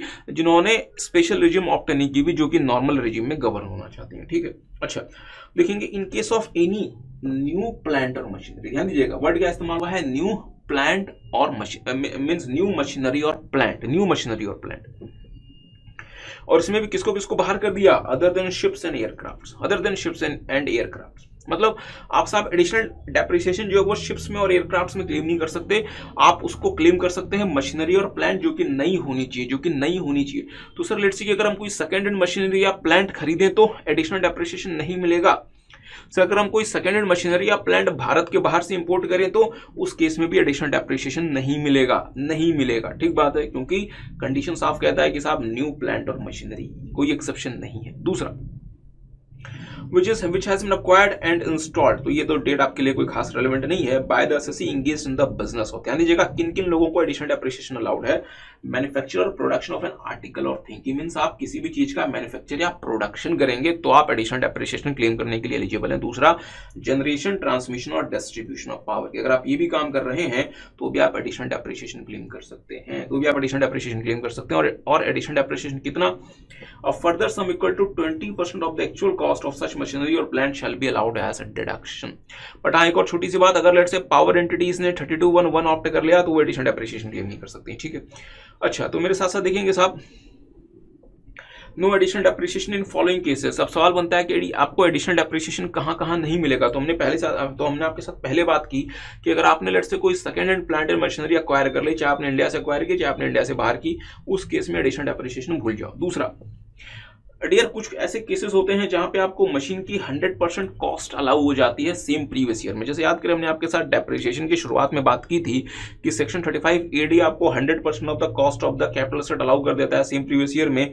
या हमने आपके साथ बात की थी साहब कि साइंटिफिक रिसर्च वगैरह में आप 100% जो है वो कॉस्ट क्लेम कर लेते हैं इन द सेम प्रीवियस ईयर। तो मुझे बताएं साहब, जहां आपको लॉ मेकर ने ऑलरेडी 100% कॉस्ट अलाउ कर दी सेम प्रीवियस ईयर में, क्या आप उनसे एडिशनल डेप्रिसिएशन की उम्मीद करते हैं? सर हम तो उम्मीद कर लेंगे, बट सरकार ने कहा हम नहीं देंगे। तुम तो मेरे साथ साथ देख लें, no additional depreciation following cases देखेंगे मेरे साथ साथ। Any machinery or plant which before its installation by the SSC was used either within India or outside India by any other person, मतलब साहब चाहे भारत में चाहे भारत के बाहर किसी के भी द्वारा यूज हुआ हो, हम आपको एडिशनल डेप्रिसिएशन नहीं देंगे। तो मींस एडिशनल डेप्रिसिएशन के लिए आपको नई प्लांट एंड मशीनरी चाहिए। तो सवाल बनता है नई प्लांट एंड मशीनरी कैसी होनी चाहिए? वो इंपोर्टेड भी हो सकती है और वो आप खुद से असेंबल भी कर सकते हैं, बट सवाल ये बनता है कि वो नई प्लांट एंड मशीन होनी चाहिए। ठीक है, दूसरा आपको एडिशनल डेप्रिसिएशन और कहां नहीं मिलेगा। दूसरा देखेंगे पॉइंट नंबर 4, एनी मशीन और plant the whole of the actual cost of which is allowed as a deduction, means आपको हमने 100% उसकी कॉस्ट ऑलरेडी अलाउ कर दी in computing the business income of any one previous year. तो जहां पे हमने आपको ऑलरेडी 100% कॉस्ट अलाउ कर दी, आप हमसे एडिशनल डेप्रिसिएशन कैसे मांग सकते हैं? तीसरा, ध्यान दीजिएगा डियर, एडिशनल डेप्रिसिएशन को देने का सिर्फ और सिर्फ एक पर्पस था कि देश में मैन्युफैक्चरिंग प्रमोट की जा सके। बट लेट्स से कि कोई आपने जो नया प्लांट या मींस मशीन आपने परचेज की, आपने उस मशीन या प्लांट को ऑफिस में लगा दिया, या आपने उस वाले मींस मशीन या प्लांट को आपने जो है वो अपने मींस गेस्ट हाउस में लगा दिया, या आपने किसी रेजिडेंशियल अकोमोडेशन में लगा दिया, तो मुझे बताएं क्या मैन्युफैक्चरिंग उससे प्रमोट हो रही है? नहीं सर। तो लॉ मेकर ने कहा कि अगर लेट्स से कि अगर आप किसी भी मशीन या प्लांट को यूज कर देते हैं किसी ऑफिस प्रीमाइसेस में, रेजिडेंशियल अकोमोडेशन में या गेस्ट हाउस में, तो साहब यहां भी आपको एडिशनल डेप्रिसिएशन नहीं मिलेगा। चौथा, हम आपको एडिशनल डेप्रिसिएशन नहीं देंगे, बहुत ध्यान से, हम आपको एडिशनल डेप्रिसिएशन नहीं देंगे ऑन ऑफिस अप्लायंसेस और road transport vehicle, means office appliances में और जो ऐसे व्हीकल जो कि रोड ट्रांसपोर्ट के लिए काम आते हैं उसमें हम आपको एडिशनल डेप्रिसिएशन नहीं देंगे। मींस आप उस पर सिर्फ और सिर्फ नॉर्मल डेप्रिसिएशन क्लेम कर सकते हैं, आप उस पर एडिशनल डेप्रिसिएशन क्लेम नहीं कर सकते। और हाँ, अगर आपने लेट्स से जिस प्लांट एंड मशीनरी को एक्वायर किया, अगर आपने उसको 180 दिनों से कम पुट्टी यूज किया, तो आपको एडिशनल डेप्रिसिएशन भी 50% मिलेगा। जो रिमेनिंग एडिशनल डेप्रिसिएशन है आप उसको फ्यूचर ईयर्स के लिए आप उसको कैरी फॉरवर्ड कर सकते हैं और अगले प्रीवियस ईयर में आप जो है वो उसका रिमेनिंग 50% क्लेम कर सकते हैं। अच्छा, additional depreciation for power generation undertakings, ध्यान दीजिएगा, additional depreciation is not allowed to the power generation undertakings opting to be governed by section 32(1)(1) and rule 5(1). तो अगर आपने लेट्स से 32(1)(1) ऑप्ट कर लिया तो आप साहब 32(1)(1) को ऑप्ट करें और वहां पे आप एडिशनल डेप्रिसिएशन के बदले क्या क्लेम कर लें? Terminal depreciation. ठीक है, अच्छा, however if they decides to opt for 32(1)(2) means अगर वो नॉर्मल सिस्टम से गवर्न होना चाहते हैं, ऐसे सिचुएशन में वो एडिशनल डेप्रिसिएशन क्लेम कर सकते हैं। और अगर वो लेट्स से कि स्पेशल रिजीम से गवर्न होना चाहते हैं तो वहां पे उस केस में वो एडिशनल डेप्रिसिएशन क्लेम नहीं कर सकते। ठीक है। अच्छा, तो हमने कहा कि साहब कि बहुत ध्यान से फिर से मेरे साथ साथ देखेंगे, एडिशनल डेप्रिसिएशन हम किन लोगों को देंगे, जो engage in the manufacture, production और ऑफ आर्टिकल और थिंग। मींस प्राइम रिक्वायरमेंट क्या है कि आप किस में एंगेज होने चाहिए, मैन्युफैक्चर और प्रोडक्शन ऑफ आर्टिकल और थिंग। सवाल बनता है मैन्युफैक्चरिंग क्या है। मैन्युफैक्चरिंग क्या है, इस बात को तो एक्ट ने डिफाइन नहीं किया, बट एक्ट ने जो है डियर वो बुक पब्लिशर्स को फायदा दिया और कहा कि अगर आप engage in the business of printing और पब्लिशिंग वगैरह, तो वो हम मैन्युफैक्चर और प्रोडक्शन ऑफ आर्टिकल और थिंग मानेंगे। उस केस में भी आप 20% का एडिशनल डेप्रिसिएशन क्लेम कर सकते हैं। तो देखेंगे मेरे साथ साथ सीबीडीटी सर्कुलर, जिसमें सीबीडीटी ने क्या कहा, business of printing and publishing. ध्यान दीजिएगा, दो तरीके के काम, या तो आप सिर्फ और सिर्फ प्रिंटिंग करें या प्रिंटिंग के साथ साथ आप उसे मींस पब्लिश भी कर दें, तो साहब इट अमाउंट्स टू मैन्युफैक्चर और प्रोडक्शन ऑफ आर्टिकल और thing, therefore eligible for additional depreciation under section 32(1)(2)(a)। तो सर एक बात बताओ, जो मींस दिल्ली बुक हाउस जो है, अगर वो सिर्फ और सिर्फ प्रिंटिंग करे तो वो भी एडिशनल डेप्रिसिएशन क्लेम कर सकता है। अगर वो प्रिंटिंग करके पब्लिशिंग भी कर दे वो एडिशनल डेप्रिसिएशन क्लेम कर सकता है। बट अगर आप सिर्फ और सिर्फ पब्लिशिंग करते हैं, मींस आपका प्रिंटिंग से लेना देना नहीं है, उस केस में डियर आप जो है वो मैन्युफैक्चर और प्रोडक्शन करते नहीं माने जाएंगे और आप एडिशनल डेप्रिसिएशन क्लेम नहीं कर सकते। तो मेरी बात पे थोड़ा सा ध्यान दीजिएगा। प्रिंटिंग एसेंशियल कंडीशन, आपको प्रिंटिंग करनी पड़ेगी। आप प्रिंटिंग के साथ चाहें तो पब्लिशिंग भी कर सकते हैं, बट अगर आप सिर्फ और सिर्फ पब्लिशिंग कर रहे हैं, अगर आपका प्रिंटिंग से लेना देना नहीं है, प्रिंटिंग कोई और पार्टी करती है और आप सिर्फ और सिर्फ लेट से पब्लिशिंग करते हैं, then you are not entitled to claim additional depreciation. ठीक है, तो जल्दी से आगे आते हैं। अच्छा, याद करें डियर, हमने आपके साथ ना सेक्शन 30 में बात की थी कि अगर लेट्स से अगर आप किसी प्रीमाइसेस का टेनेंट हैं और उस टेनेंट को होते हुए अगर आप कोई कैपिटल एक्सपेंडिचर वगैरह इंकर करते हैं, तो हमने कहा था कि आप कैपिटल एक्सपेंडिचर को जो है वो डिडक्शन की तरह से क्लेम नहीं कर सकते, आप उसे डीम्ड बिल्डिंग मान लें और उस डीम्ड बिल्डिंग पे आप डेप्रिसिएशन क्लेम कर सकते हैं। भले वो बिल्डिंग आपकी, आप उस बिल्डिंग के ओनर नहीं है, बट जितना पोर्शन आपने कैपिटल एक्सपेंडिचर में का इंकर किया है उसको आप अपनी डीम्ड बिल्डिंग मान के उस पर आप डेप्रिसिएशन क्लेम कर सकते हैं, एक्सप्लेनेशन 1 टू सेक्शन 32(1) के हिसाब से। तो मेरे साथ साथ देखेंगे, if the business or profession of the associate is carried on in a building taken on a lease, rental, etc., and any capital expenditure is incurred by him on the construction of any structure or doing of any work or by way of renovation, extension, improvement to the building, मतलब साहब जिस building को आपने rent या फिर means lease पे लिया हुआ है, अगर आपने उसमें कोई भी तरीके का एक्सपेंडिचर किया है जो रेवेन्यू नेचर का नहीं है, ऐसे सिचुएशन में for the purpose of claiming depreciation it shall be deemed that said structure और work is a building owned by the associate. मतलब साहब आप उस वाली बिल्डिंग के लिए एक ब्लॉक आप स्टार्ट करके उस पर डेप्रिसिएशन क्लेम कर सकते हैं 10% के रेट से एज अ केस में भी। ठीक है, and the associate shall be entitled to claim depreciation on such building, और जो एसोसिएट डियर वो उस पर डेप्रिसिएशन क्लेम कर सकता है। चलें फिर आगे आते हैं, मेरे साथ साथ देखेंगे मिस्टर अमित अब proprietor engage in manufacturing business. ध्यान दीजिएगा, जैसे आपने देखा मैन्युफैक्चरिंग बिजनेस, आपको दिमाग में क्या आना चाहिए कि इनको नॉर्मल डेप्रिसिएशन तो मिलेगा ही मिलेगा, साथ में इनको एडिशनल डेप्रिसिएशन भी मिलेगा। और मुझे बताएं, मैन्युफैक्चरिंग बिजनेस में होने की वजह से क्या आप जो है वो स्पेशल रिजीम में जा सकते हैं, 32(1)(1) में जा सकते हैं? नहीं, आप उस केस में स्पेशल रिजीम में नहीं जा सकते, आपको डियर ना चाहते हुए भी नॉर्मल रिजीम में ही रहना पड़ेगा। अच्छा, हम देखेंगे furnishes the following particulars, opening WDV of the plant and machine on 1/4/2022, means आपकी जो ब्लॉक ऑफ मशीन है ये आपकी चलती आ रही है और इसकी ओपनिंग WDV कितनी है, 30 लाख रुपए। ठीक है। अच्छा, new plant and machine purchase and put to use on 8/6/2022। ध्यान दीजिएगा, नई प्लांट एंड मशीन आपने खरीदी और पुट टू यूज कर दी 8/6/2022 को। मुझे बताएं, मुझे एक दो बातें बताएं, क्या ये जो नई प्लांट एंड मशीन है इसको आपने पुट टू यूज किया है फॉर 180 डेज और मोर? यस सर, क्योंकि मैंने तो इस प्लांट एंड मशीन को ना जून में ही खरीद लिया था। इसका मतलब सिर्फ 2 महीने पार हुए हैं, अप्रैल और मई, और ये सारे के सारे महीने आने हैं, तो इसका मतलब कि मैंने इसको इन एनी केस मैंने इसको बहुत आराम से 180 दिन या उससे ज्यादा तो मैंने उसको पुट टू यूज कर लिया। अच्छा, तो मुझे बताएंगे, आपने चूंकि इस नई प्लांट एंड मशीन को 180 डेज से ज्यादा पुट टू यूज कर लिया, तो आप इस पे नॉर्मल डेप्रिसिएशन क्लेम कर सकते हैं 100% रेट पे। 100% मतलब 100% ऑफ द प्रिस्क्राइब्ड रेट। ठीक है। दूसरा, आप इस पे एडिशनल डेप्रिसिएशन भी क्लेम कर सकते हैं, क्योंकि एडिशनल डेप्रिसिएशन के लिए जो 2 कंडीशंस यहाँ पे हमें देखनी थी, पहली ये देखनी थी कि ये प्लांट एंड मशीनरी नई होनी चाहिए, और दूसरा आप मैन्युफैक्चरिंग बिजनेस में होनी चाहिए। चूंकि आप ये दोनों कंडीशंस पूरी कर रहे हैं, तो साहब आप एडिशनल डेप्रिसिएशन भी क्लेम कर सकते हैं इस वाले प्लांट एंड मशीन पे। ठीक है। अच्छा, और मुझे बताएं एडिशनल डेप्रिसिएशन की आप कितना क्लेम करेंगे sir? 100% of the prescribed rate, मतलब पूरा का पूरा 20%, क्योंकि हमने इस नई प्लांट एंड मशीन को भी 180 डे या उससे ज्यादा पुट्टी यूज किया हुआ है। ठीक है, अच्छा आगे देखें, new plant and machinery acquire and put to use on 15/12/2022 means 15 दिसंबर को आपने नई प्लांट एंड मशीनरी खरीदी। तो मुझे बताएं साहब, अगर आप 15 दिसंबर को नई प्लांट एंड मशीनरी खरीदते हैं तो क्या 31 मार्च में 6 महीने बचे? नहीं सर, 3-3.5 महीने बचते हैं। तो इसका मतलब पुट टू यूज क्या है? Less than 180 days. तो इस पे आपको 50% ऑफ द प्रिस्क्राइब्ड रेट मिलेगा।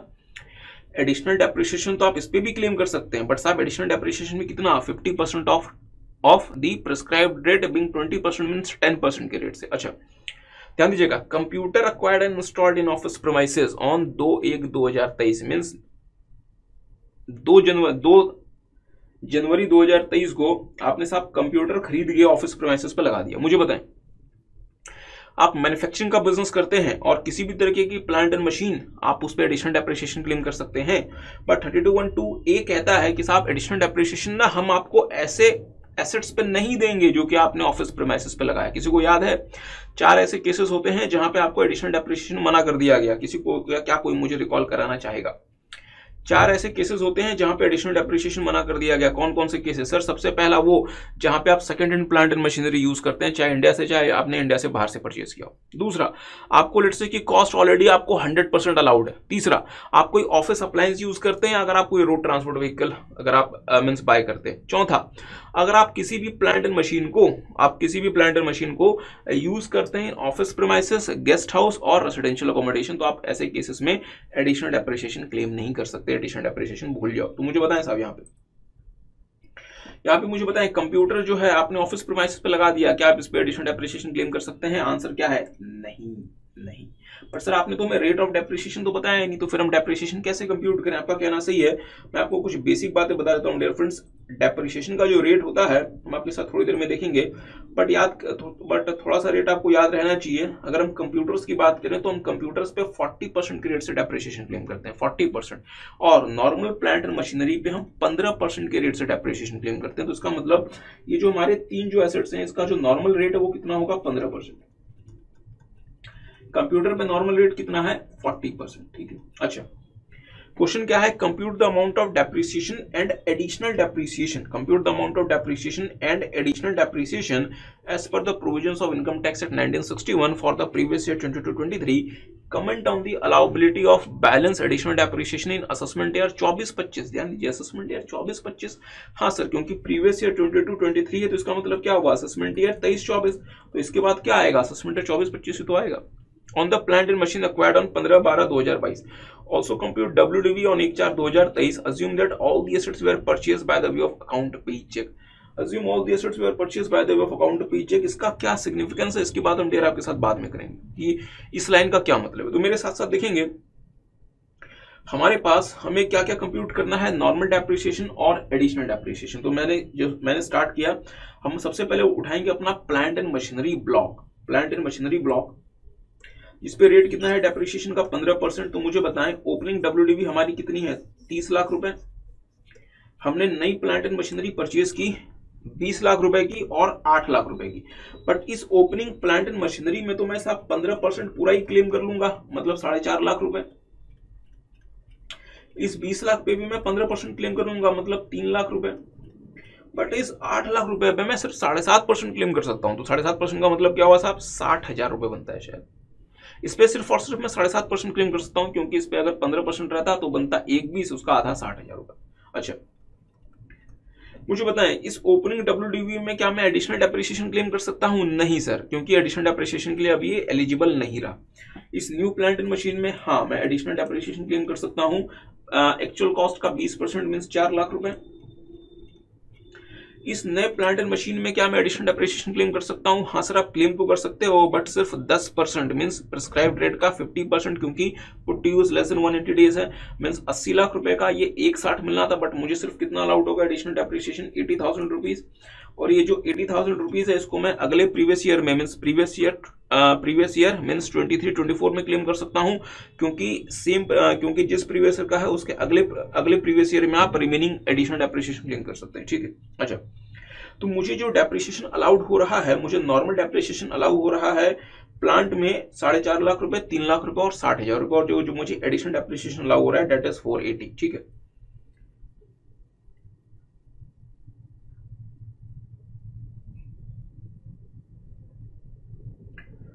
अच्छा,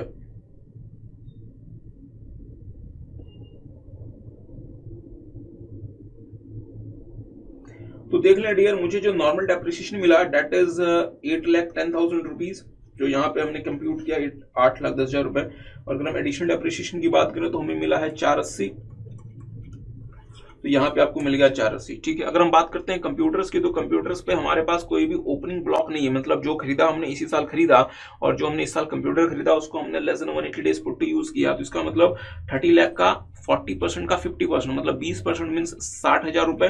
और क्या कंप्यूटर्स पे मुझे एडिशनल डेप्रिसिएशन मिलेगा? नहीं मिलेगा। ठीक है।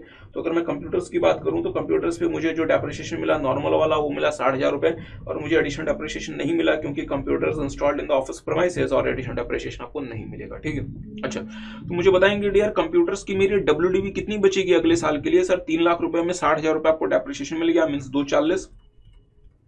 और अगर मैं बाकी अपने प्लांट्स की बात करूं जो कि 15% रेट पे हैं, उन पे मैंने कुल मिला के डेप्रिसिएशन कितना क्लेम किया? सर नॉर्मल डेप्रिसिएशन क्लेम किया 810 और एडिशनल क्लेम किया 480, मींस टोटल हमने क्लेम किया 1290। तो हमारे पास अगले साल के लिए डब्ल्यूडीवी कितनी बचेगी? सर आपके पास ओपनिंग एसेट्स थे 30 लाख के, आपने 28 लाख के और खरीदे 20 + 8 और आपने 1290 का डेप्रिसिएशन क्लेम किया, मींस जो आपकी डब्ल्यूडीवी बचेगी वो बचेगी 45,10,000 रुपए। एनी हाउ, तो फिर जल्दी से आगे आते हैं रेट्स ऑफ डेप्रिसिएशन। तो आपको पता है डियर फ्रेंड्स, हमने अपने एसेट्स को 2 पार्ट्स में डिवाइड किया हुआ है, टेंजिबल एसेट्स और इंटेंजिबल एसेट्स। सबसे पहले बात करते हैं इंटेंजिबल एसेट्स की। इंटेंजिबल एसेट्स का सिर्फ एक ब्लॉक है और उस एक ब्लॉक में आपको 25% का डेप्रिसिएशन अलाउड है। बट हाँ, ध्यान दीजिएगा इंटेंजिबल एसेट में क्या शामिल नहीं है? गुडविल ऑफ अ बिजनेस और प्रोफेशन। तो अगर लेट्स से कि अगर आप गुडविल की बात करें तो गुडविल ऑफ अ बिजनेस और प्रोफेशन, चाहे वो सेल्फ जनरेटेड हो चाहे वो परचेज हो, ये अब आपका इंटेंजिबल एसेट का ब्लॉक में मींस ये इंटेंजिबल एसेट्स के ब्लॉक में नहीं जाते और आप इस पर डेप्रिसिएशन क्लेम नहीं कर सकते। चलिए, ये तो बात होगी साहब इंटेंजिबल एसेट की। टेंजिबल एसेट्स में हमारे पास क्या क्या ब्लॉक है? ध्यान दीजिएगा, बिल्डिंग, प्लांट मशीनरी, फर्नीचर्स वगैरह वगैरह। तो मेरे साथ साथ देखेंगे building use mainly for residential purpose except hotels and boarding houses. मतलब ये हुआ कि आपने अपने स्टाफ के लिए, अगर आपने लेट्स से मींस अपने मतलब मींस एम्प्लॉइज के लिए अगर आपने कोई बिल्डिंग्स वगैरह बनाई है जिसका काम है रेसिडेंशियल पर्पस का, उस पे साहब 5%। ठीक है। अगर आपने लेट्स से बिल्डिंग्स बनाई है फॉर वाटर सप्लाई प्रोजेक्ट वगैरह, वाटर मींस ट्रीटमेंट प्लांट वगैरह, उस केस में जो आपको डेप्रिसिएशन मिलेगा वो मिलेगा 40%। अगर आपने लेट्स से बनाया हुआ है प्योरली टेम्परेरी स्ट्रक्चर, जैसे वुडन स्ट्रक्चर, जैसे लेट्स से कि आपके जो एम्प्लॉइज हैं वो किसी मींस प्रोजेक्ट को लेके किसी और जगह पे पोस्टेड हैं, तो आपके वहां पे एम्प्लॉइज वर्कर्स वगैरह रह सके, उन लोगों के लिए आपने वहां पे लेट्स से कुछ मतलब समय के लिए आपने वहां पे कोई टेम्परेरी स्ट्रक्चर वगैरह बनवा दिया। परमानेंट स्टे उनका पर्पस नहीं है, जब तक वो प्रोजेक्ट चल रहा है उस समय तक वो वहां पे रहना चाहते हैं। इसके लिए जो आपको डेप्रिसिएशन मिलेगा डेट इज 40%। बट सर हो सकता है कि ये जो एसेट, ये जो हमारा मतलब प्रोजेक्ट है वो हमारा सिर्फ और सिर्फ 1 साल के लिए हो, या हो सकता है कि सिर्फ और सिर्फ 2 साल के लिए हो, डिस्पाइट आप सिर्फ और सिर्फ 40% क्लेम कर सकते हैं। किसी जमाने पे साहब यहाँ पे मतलब एक समय था जब यहाँ पे आप 100% क्लेम कर सकते थे। एक्ट अमेंड हुआ, मतलब रूल्स अमेंड हुए और आपको वो 40% मैक्सिमम अलाउ करता है। ठीक है। अच्छा, नॉर्मल बिल्डिंग्स जो कि आप अपने शोरूम, फैक्ट्रीज या आउटलेट्स वगैरह की तरह से इस्तेमाल करते हैं, उस पे जो रेट होगा वो होगा 10%। तो मेरे साथ साथ देख लें, factory building, office building, showrooms, outlets वगैरह, उस पे रेट है 10%। तो मैंने क्या देखा कि बिल्डिंग के केस में अगर कोई बिल्डिंग रेसिडेंशियल पर्पसेस के लिए है तो 5%, आउटलेट्स, शोरूम्स, फैक्ट्रीज वगैरह हैं तो फिर 10%, अगर प्योरली टेम्परेरी स्ट्रक्चर है तो 40%, और लेट्स से कि अगर आपने वाटर ट्रीटमेंट प्लांट वगैरह के लिए अगर आपने कोई बिल्डिंग वगैरह बनाई हुई है, या फिर अगर आपने कोई इंफ्रास्ट्रक्चर फैसिलिटीज के लिए अगर आपने लेट्स से कोई अगर कोई मींस बिल्डिंग वगैरह आपने मतलब बनाई हुई है तो उस पर आपको मिलेगा 40%। फर्नीचर्स एंड फिटिंग्स और including your electrical wiring, switches, sockets, other fittings and fans, इस सब पे से आप 10%। तो ध्यान दीजिएगा, जो पंखे जो आप ऑफिस में लगाते हैं, जो बल्ब लगाते हैं, बत्ती लगाते हैं, वो सब पे 10%।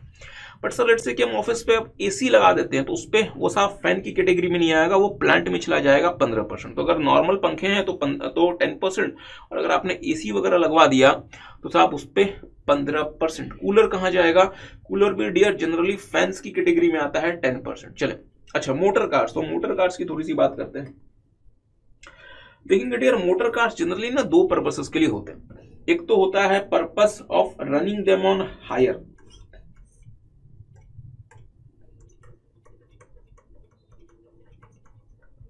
रनिंग देम ऑन हायर जिसको हम कह सकते हैं टैक्सी सर्विस, ठीक बात है।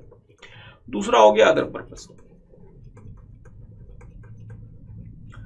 सब कुछ सही चल रहा था और लेट्स से अगर आप मोटर कार परचेज करते हैं for running them on hire, अगर आप let's say motor car purchase करते हैं for running them on hire, तो उस पर जो आपको रेट ऑफ टैक्स, जो आपको डेप्रिसिएशन मिलता था वो मिलता था 30%। और अगर आप अदर पर्पसेस के लिए अगर आप परचेज करें तो आपको मिलता था 15%, ठीक बात है। अच्छा, कोरोना आने से पहले पूरी दुनिया में डियर इकोनॉमिक रिसेशन आ गया और हमारे देश में भी इकोनॉमिक रिसेशन फील किया जाने लगा। आपको पता है डियर, 1 अप्रैल 2020 से तो फिर लॉकडाउन वगैरह स्टार्ट हो गया था। तो सरकार ने ऑटोमोबाइल इंडस्ट्री को बूस्ट देने के लिए सरकार ने डेप्रिसिएशन रेट्स को रिवाइज किया और फाइनेंस मिनिस्ट्री ने कहा बहुत ध्यान से कि अगर आप कोई मोटर व्हीकल को परचेज करके पुट टू यूज कर देते हैं, कब से कब तक?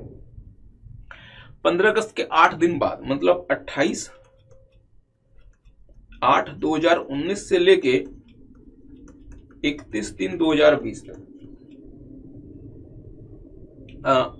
15 अगस्त के 8 दिन बाद ना, तो 28 नहीं 23/8, 15 + 8 23 होता है ना। अगर आप लेट से कोई मोटर व्हीकल को परचेज करके पुट टू यूज कर देते हैं इस पीरियड में 23/8/2019 से लेके 31/3/2020, क्योंकि सर 31/3/2020 के बाद तो लॉकडाउन वगैरह आ गया था, तो फिर इसके बाद फिर आप मोटर व्हीकल कैसे परचेज करते, शोरूम्स वगैरह तो बंद थे, ठीक है। तो उस केस में हम आपको, अगर आप लेट्स से कि अगर आप हायरिंग के बिजनेस में अगर आप कोई मोटर कार यूज करते हो तो हम आपको 30 की जगह 45% अलाउ करेंगे और नॉर्मल पर्पसेस के लिए हम आपको 30% अलाउ करेंगे। तो इसका मतलब ये हुआ कि आपकी बाकी जो आपका जो टाइम पीरियड होगा इसके लिए जो हम आपको डेप्रिसिएशन अलाउ करेंगे वो होगा 30% और 15%। बट अगर आपने इस पीरियड में अगर आपने कोई भी मोटर व्हीकल परचेस करके पुट यूज कर दिया तो साहब हायरिंग के लिए हम आपको अलाउ करेंगे 45% और नॉर्मल पर्पस के लिए हम आपको अलाउ करेंगे 30%। सर क्या ये अभी भी रेलेवेंट है या अब ये ओवर हो गया? नहीं डियर, ओवर नहीं हुआ। एग्जाम में इंस्टीट्यूट आपको कोई ना कोई एडजस्टमेंट दे देगा और वो बोल देगा कि हमने ना एक मोटर कार खरीदी थी 1 जनवरी 2020 को और हमने उसको उसी दिन पुट टू यूज कर दिया था। अब आपको इस बात का ध्यान रखना है कि जो नॉर्मल मोटर कार होगी उस पे तो आप 15% का ब्लॉक बना के डेप्रिसिएशन देंगे, बट सिर्फ इस वाली मोटर कार पे आपको साहब नया ब्लॉक बना के 30% का डेप्रिसिएशन देना पड़ेगा। मींस चार्टर्ड अकाउंटेंट्स के लिए हमेशा के लिए एक परेशानी खड़ी कर दी मतलब सरकार ने कि साहब अब मतलब सीएस को इस बात का ध्यान रखना पड़ेगा कि मोटर व्हीकल में कौन सा वो मोटर व्हीकल है जो कि इस पीरियड में खरीदा गया था, क्योंकि इसका डेप्रिसिएशन का रेट अलग है और जब तक वो ब्लॉक चल रहा है उस पर डेप्रिसिएशन का रेट अलग ही रहेगा, ठीक है।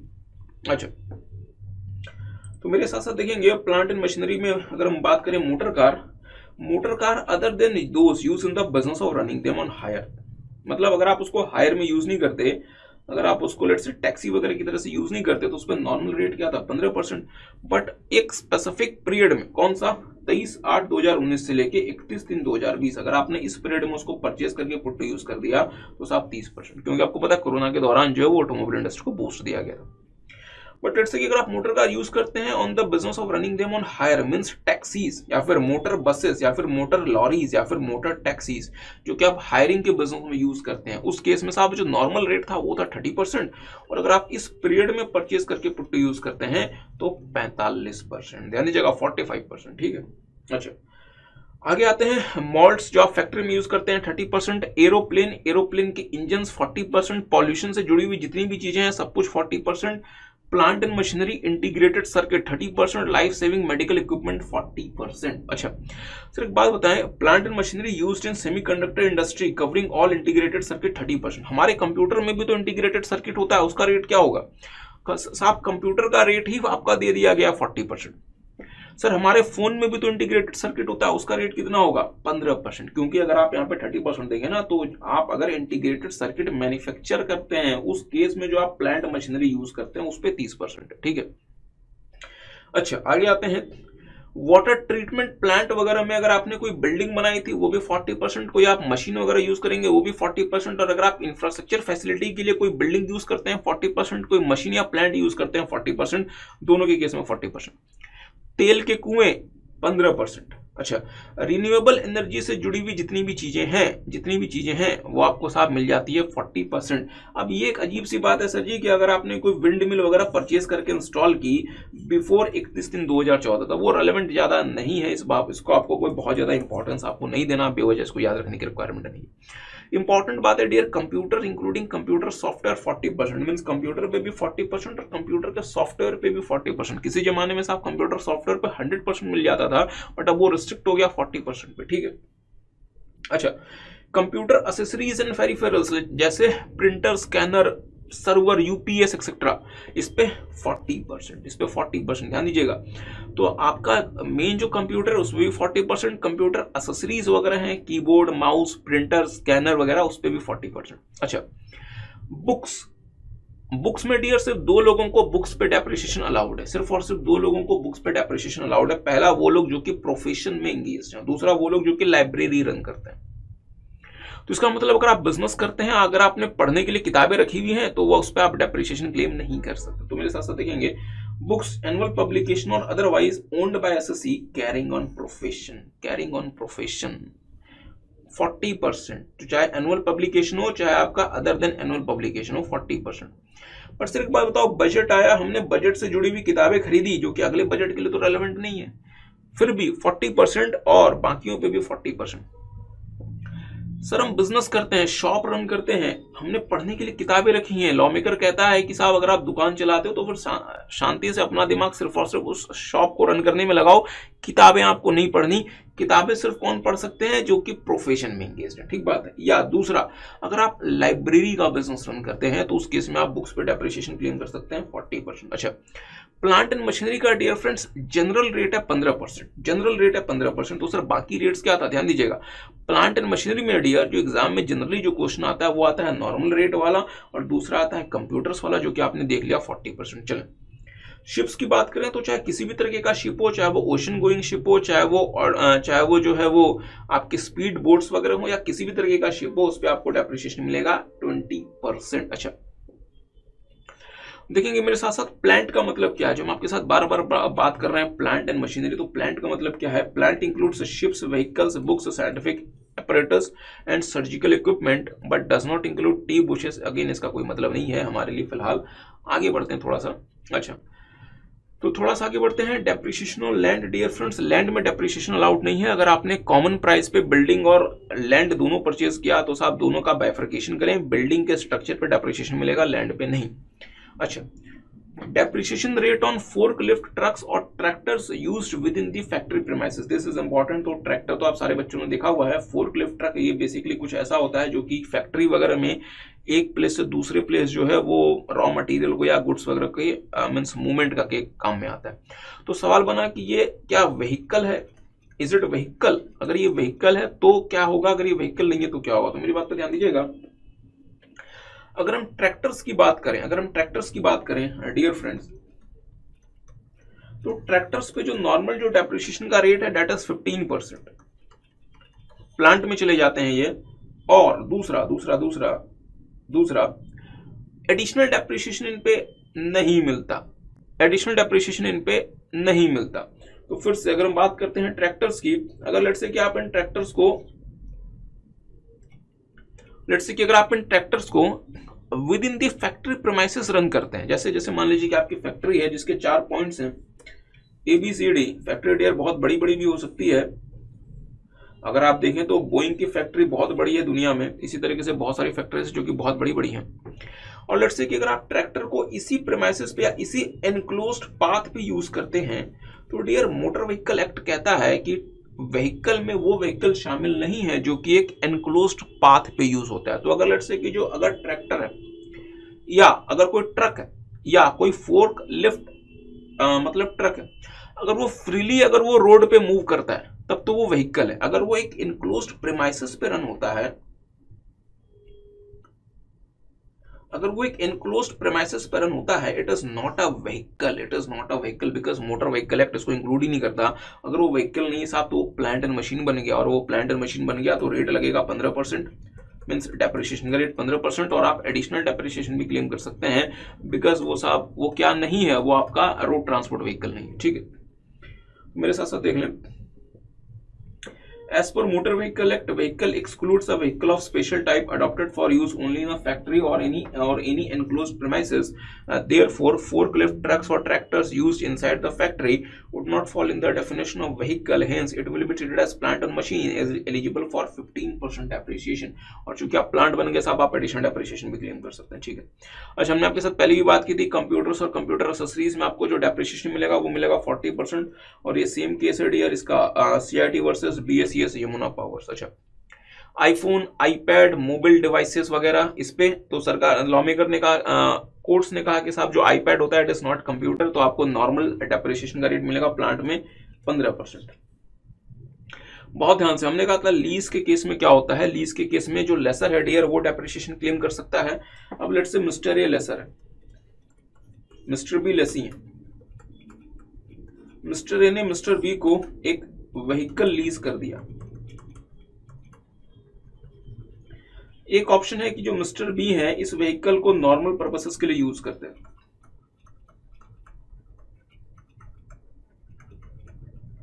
दूसरा ऑप्शन है कि मिस्टर बी इस व्हीकल को मींस टैक्सी की तरह से यूज करते हैं, हायर वगैरह की तरह से यूज करते हैं। अच्छा, ऑप्शन ए ऑप्शन बी, तो दोनों ऑप्शंस में चाहे मिस्टर बी इस एसेट को जैसे भी यूज करें, डेप्रिसिएशन कौन क्लेम करेगा, मिस्टर ए। बट अगर हम पहले केस की बात करें, अगर हम केस 1 की बात करें, तो मिस्टर ए साहब डेप्रिसिएशन क्लेम कर सकते हैं at the rate 15%, eight the rate 15%, जो कि नॉर्मल व्हीकल का रेट है, जो कि नॉर्मल व्हीकल का रेट है। बट लेट्स से कि अगर लेसी जो है डियर, अगर वो उस लीज्ड व्हीकल को हायर वगैरह में यूज करता है, टैक्सी के बिजनेस में यूज करता है, उस केस में जो लेसर है वो डेप्रिसिएशन क्लेम कर सकता है at a higher rate of 30%, जो कि नॉर्मल रेट है for the vehicle use in the hiring business. तो मेरे साथ साथ देख लें। अच्छा, if the lessor has leased the motor vehicle to the assessee who used them on hire, the lessor is eligible to claim depreciation at the rate of 30% instead of 15%। तो इस dear ये क्वेश्चन जरूर से करें, इसमें आपको ध्यान देना पड़ेगा पुट टू यूज वगैरह कब हुआ है, और आप अकॉर्डिंगली इसका बहुत इजीली आंसर निकाल सकते हैं। थोड़ा सा हम आगे बढ़ते हैं। अच्छा, तो ध्यान दीजिएगा डियर, हमने आपके साथ एक बात की थी और हमने कहा था आपको कि अगर हम बात करते हैं डेप्रिसिएशन के रेट्स की, तो डेप्रिसिएशन के रेट्स में याद करें, नॉर्मली जो डेप्रिसिएशन का रेट है वो तो 30% या मैक्सिमम 40% है। बहुत रेयरली डेप्रिसिएशन का रेट 40% को क्रॉस करता है और वो 45% जाता है। अगर आपने ATR ऑप्ट कर लिया, अगर आपने ऑल्टरनेट टैक्सेशन रिजीम ऑप्ट कर ली, चाहे आपने ATR ऑप्ट किया, अगर आप लेट से इंडिविजुअल और HUF हैं तो आपने 115 BSE ऑप्ट कर लिया, अगर आप लेट से कोऑपरेटिव सोसाइटी हैं आपने 115 BAD ऑप्ट कर लिया, अगर आप लेट से कंपनी है तो फिर आपने साहब 115 BA, जो कि अब रेलेवेंट नहीं रहा, आपने 115 BAA या फिर आपने 115 BAB ऑप्ट कर लिया।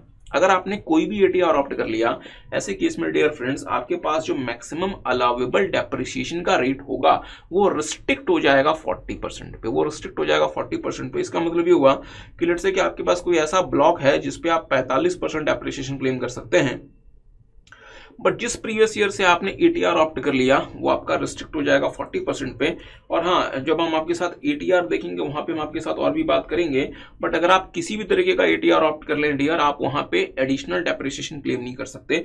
मींस अगर आपने कोई भी ऑल्टरनेट टैक्सेशन रिजीम ऑप्ट कर ली तो आप एडिशनल डेप्रिसिएशन क्लेम नहीं कर सकते। इस बात को थोड़ा सा याद रखें, हम आपको मतलब फ्यूचर में ये बात हमें काम आएगी। फिलहाल तो हम इसका कोई ज्यादा यूज नहीं है, बट भविष्य में हम आपके साथ ये देखेंगे।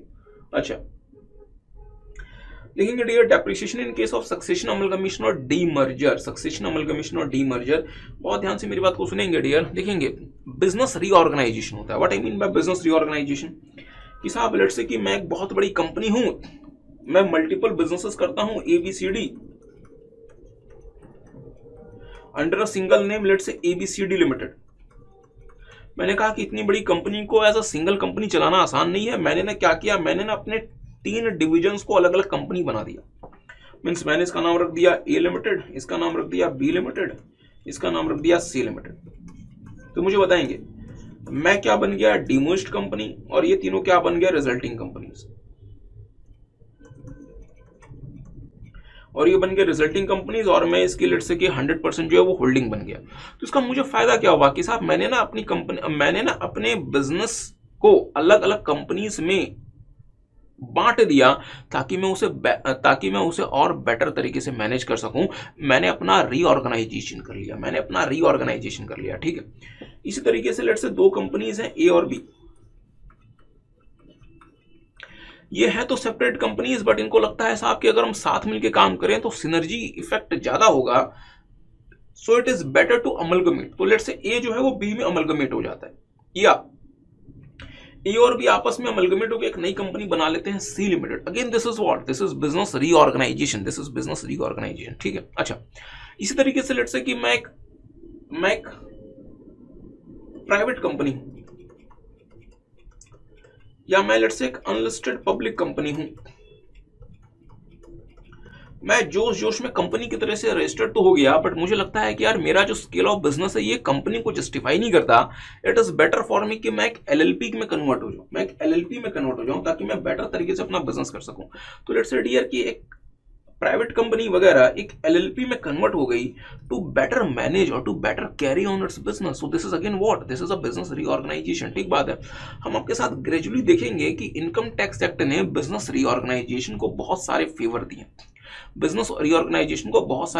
और बिजनेस रीऑर्गेनाइजेशन किस किस फॉर्म में हो सकता है, अमलगमेशन हो गया, डीमर्जर हो गया, कन्वर्जन वगैरह हो गया। अच्छा, तो बिजनेस रीऑर्गेनाइजेशन को बहुत सारे फेवर दिए हैं subject to certain conditions, but जो भी बिजनेस रीऑर्गेनाइजेशन होगा, बहुत ध्यान से, जो भी बिजनेस रीऑर्गेनाइजेशन होगा, उस बिजनेस रीऑर्गेनाइजेशन में जो डेप्रिसिएशन अलाउड होगा वो सब प्रेडिसेसर को और सक्सेसर को अलाउड होगा in the ratio of the number of days the assets has been used by them। इसका मतलब ये हुआ कि लेट्स से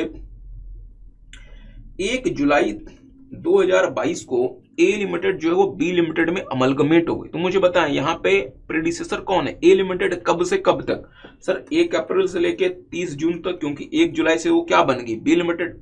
और सक्सेसर कौन है, बी लिमिटेड, कब से कब तक, 1 जुलाई से लेके 31 मार्च 2023 तक। अच्छा, तो लॉ मेकर कहते हैं साहब कि डेप्रिसिएशन जो होगा वो ये मान के कंप्यूट किया जाएगा कि कोई भी सक्सेशन नहीं हुआ, और जितना भी डेप्रिसिएशन आया वो ए को और बी को अपोर्शन कर दिया जाएगा based on the number of days the assets has been used by them. ये बात कहां लिखी गई है, बहुत ध्यान से, 6th प्रोवाइजर टू सेक्शन 32(1)(2)। इसका पर्पस क्या है, इसका पर्पस यह है कि हम ये नहीं चाहते कि बिजनेस रीऑर्गेनाइजेशन वगैरह के चक्कर में असेसी जो है वो नॉर्मल से भी ज्यादा डेप्रिसिएशन ले जाए। तो हम आपको डेप्रिसिएशन उतना ही अलाउ करेंगे जितना हम आपको तब अलाउ करते हैं जब कोई भी बिजनेस रीऑर्गेनाइजेशन नहीं होता। और डेप्रिसिएशन को हम आपको, और जैसे हमने आपको डेप्रिसिएशन अलाउ किया, हम उसे अपोर्शन कर देंगे between the predecessor and the successor based on the number of days they have used the asset, ठीक बात है। तो मेरे साथ साथ देखेंगे। अच्छा, aggregate deduction in respect of depreciation allowable to the predecessor and successor in case of succession of a firm by a company। तो अगर आप लेट से कि कोई पार्टनरशिप फर्म रन करे तो आपको लगता है कि नहीं यार हम ना अब मतलब कंपनी की तरह से अगर हम काम करेंगे इट वुड बी बेटर, और अगर आप सेक्शन 47(13) के कंडीशंस को पूरी करते हैं, ये क्या है इसकी बात बाद में करते हैं। Succession of a private company और unlisted public company to LLP. आपने जोश में कंपनी तो बना ली, बट आपको लगता है कि नहीं मेरे लिए LLP is a better business form, ठीक है। तीसरा, succession of a sole proprietorship concern bye a company. कि साहब आप ना एक सोल प्रोप्राइटरशिप कंसर्न में आप अपना बिजनेस करते थे, आपको लगता है कि नहीं मैंने अपना बिजनेस सफिशिएंटली बड़ा कर लिया है, now I should be structured as a company, ठीक है। या फिर succession to a business otherwise than on death, ये क्या इसकी बात करेंगे। इसके बाद amalgamating company and amalgamated company in case of amalgamation and demerged company and resulting company in case of demerge. मतलब साहब किसी भी तरीके का अगर बिजनेस का रीऑर्गेनाइजेशन होता है जहां पे एक बिजनेस जो है वो किसी प्रेडिसेसर से सक्सेसर को ट्रांसफर होता है, एक बिजनेस किसी प्रेडिसेसर से सक्सेसर को ट्रांसफर होता है, और वो कन्वर्जन कैसे होता है, अमलगमेशन के फॉर्म में हो, डीमर्जर के फॉर्म में हो, एक फर्म जो है वो कंपनी बन जाए, एक सोल प्रोप्राइटरशिप जो है वो मींस कंपनी बन जाए, या फिर एक प्राइवेट कंपनी या एक छोटी वाली पब्लिक कंपनी जो कैसी है अनलिस्टेड, अगर वो लेट से फर्म बन जाए, एलएलपी बन जाए, ऐसे वाले सिचुएशन में डियर फ्रेंड्स क्या होगा, जो डेप्रिसिएशन अलाउड होगा वो एक्सीड नहीं करेगा ये मानते हुए कि सक्सेशन या अमलगमेशन या डिमर्जर वगैरह नहीं हुआ। मींस आप जो डेप्रिसिएशन कंप्यूट करेंगे वो आप नॉर्मल तरीके से कंप्यूट करेंगे और उसको कंप्यूट करने के बाद दोनों पार्टीज को अपोर्शन कर देंगे based on the number of days the assets has been used by them. तो आपके पास डियर एनालिसिस का एक स्पेस होगा, इस वाले फोटो को जरूर इस वाले को जरूर से बना लें, स्क्रीन को पॉज कर लें और इस वाले इमेज को, इस वाले एनालिसिस को जरूर से बना लें। मैं आपके साथ थोड़ा सा यहाँ पे इसका मींस एनालिसिस कर लेते हैं। आप पहले आप जो है वो इस वाले इमेज जो यहाँ पे लिखा हुआ है एनालिसिस, इसको बना ले, then we will make some analysis. देखेंगे मेरे साथ साथ एनालिसिस में एक कंपनी जिसका नाम है ए लिमिटेड, 1 जनवरी 2023 को ए लिमिटेड बी लिमिटेड में अमलगमेट हो गई। 1 जनवरी 2023 को ए लिमिटेड बी लिमिटेड में अमलगमेट हो गई। इसका मतलब प्रीवियस ईयर 2022-23 कौन सा प्रीवियस ईयर है साहब, अमलगमेशन का, जहां पे ए लिमिटेड क्या है प्रीडिसेसर और बी लिमिटेड क्या है सक्सेसर। ठीक बात है। अच्छा, 1/4/2022 को मींस ओपनिंग डे ए लिमिटेड के पास एक ब्लॉक ऑफ एसेट था 10 लाख रुपए का। ठीक है, तो अगर हम 6th प्रोवाइजर टू सेक्शन 32(1)(2) पढ़ें तो यहाँ पे क्या लिखा हुआ है कि अमलगमेशन के केस में हम जो डेप्रिसिएशन कंप्यूट करेंगे वो हम ये मानते हुए करेंगे कि अमलगमेशन हुआ ही नहीं, तो इस 10 लाख रुपए पे हमने डेप्रिसिएशन कंप्यूट किया होगा। ठीक है, और इस 10 लाख पे डेप्रिसिएशन कंप्यूट करने के बाद हमने उस डेप्रिसिएशन को अपोर्शन करना है किस पे, ए पे और बी पे। मींस हम ए को भी देंगे और बी को भी देंगे और किस रेशो पे देंगे, the number of days the assets has been used by them. तो मुझे बताएं ए ने कब से कब तक इस एसेट को यूज किया, 1 अप्रैल से लेके 31/12 तक, क्योंकि उसके बाद तो अमलगमेशन हो गया। और बी ने कब से कब तक इस एसेट को यूज किया, 1 जनवरी से लेके 31 मार्च 2023 तक। मतलब ए ने कितने दिन इस एसेट को यूज किया, तकरीबन 275 डेज, और बी ने कितने दिन यूज किया साहब, जनवरी के 31, फरवरी के 28 और मार्च के 31, मींस 90 डेज के आसपास। अच्छा, तो हम क्या करेंगे, हमने जो भी डेप्रिसिएशन निकाला हम उसे अपोर्शन कर देंगे between A and be in the ratio of number of days. ठीक बात है, ये बात तो चले सही। ए का अमलगमेशन कब हुआ था, 1 जनवरी 2023 को, बट लेट से 1 जून 2022 को ए लिमिटेड ने एक और एसेट परचेज किया।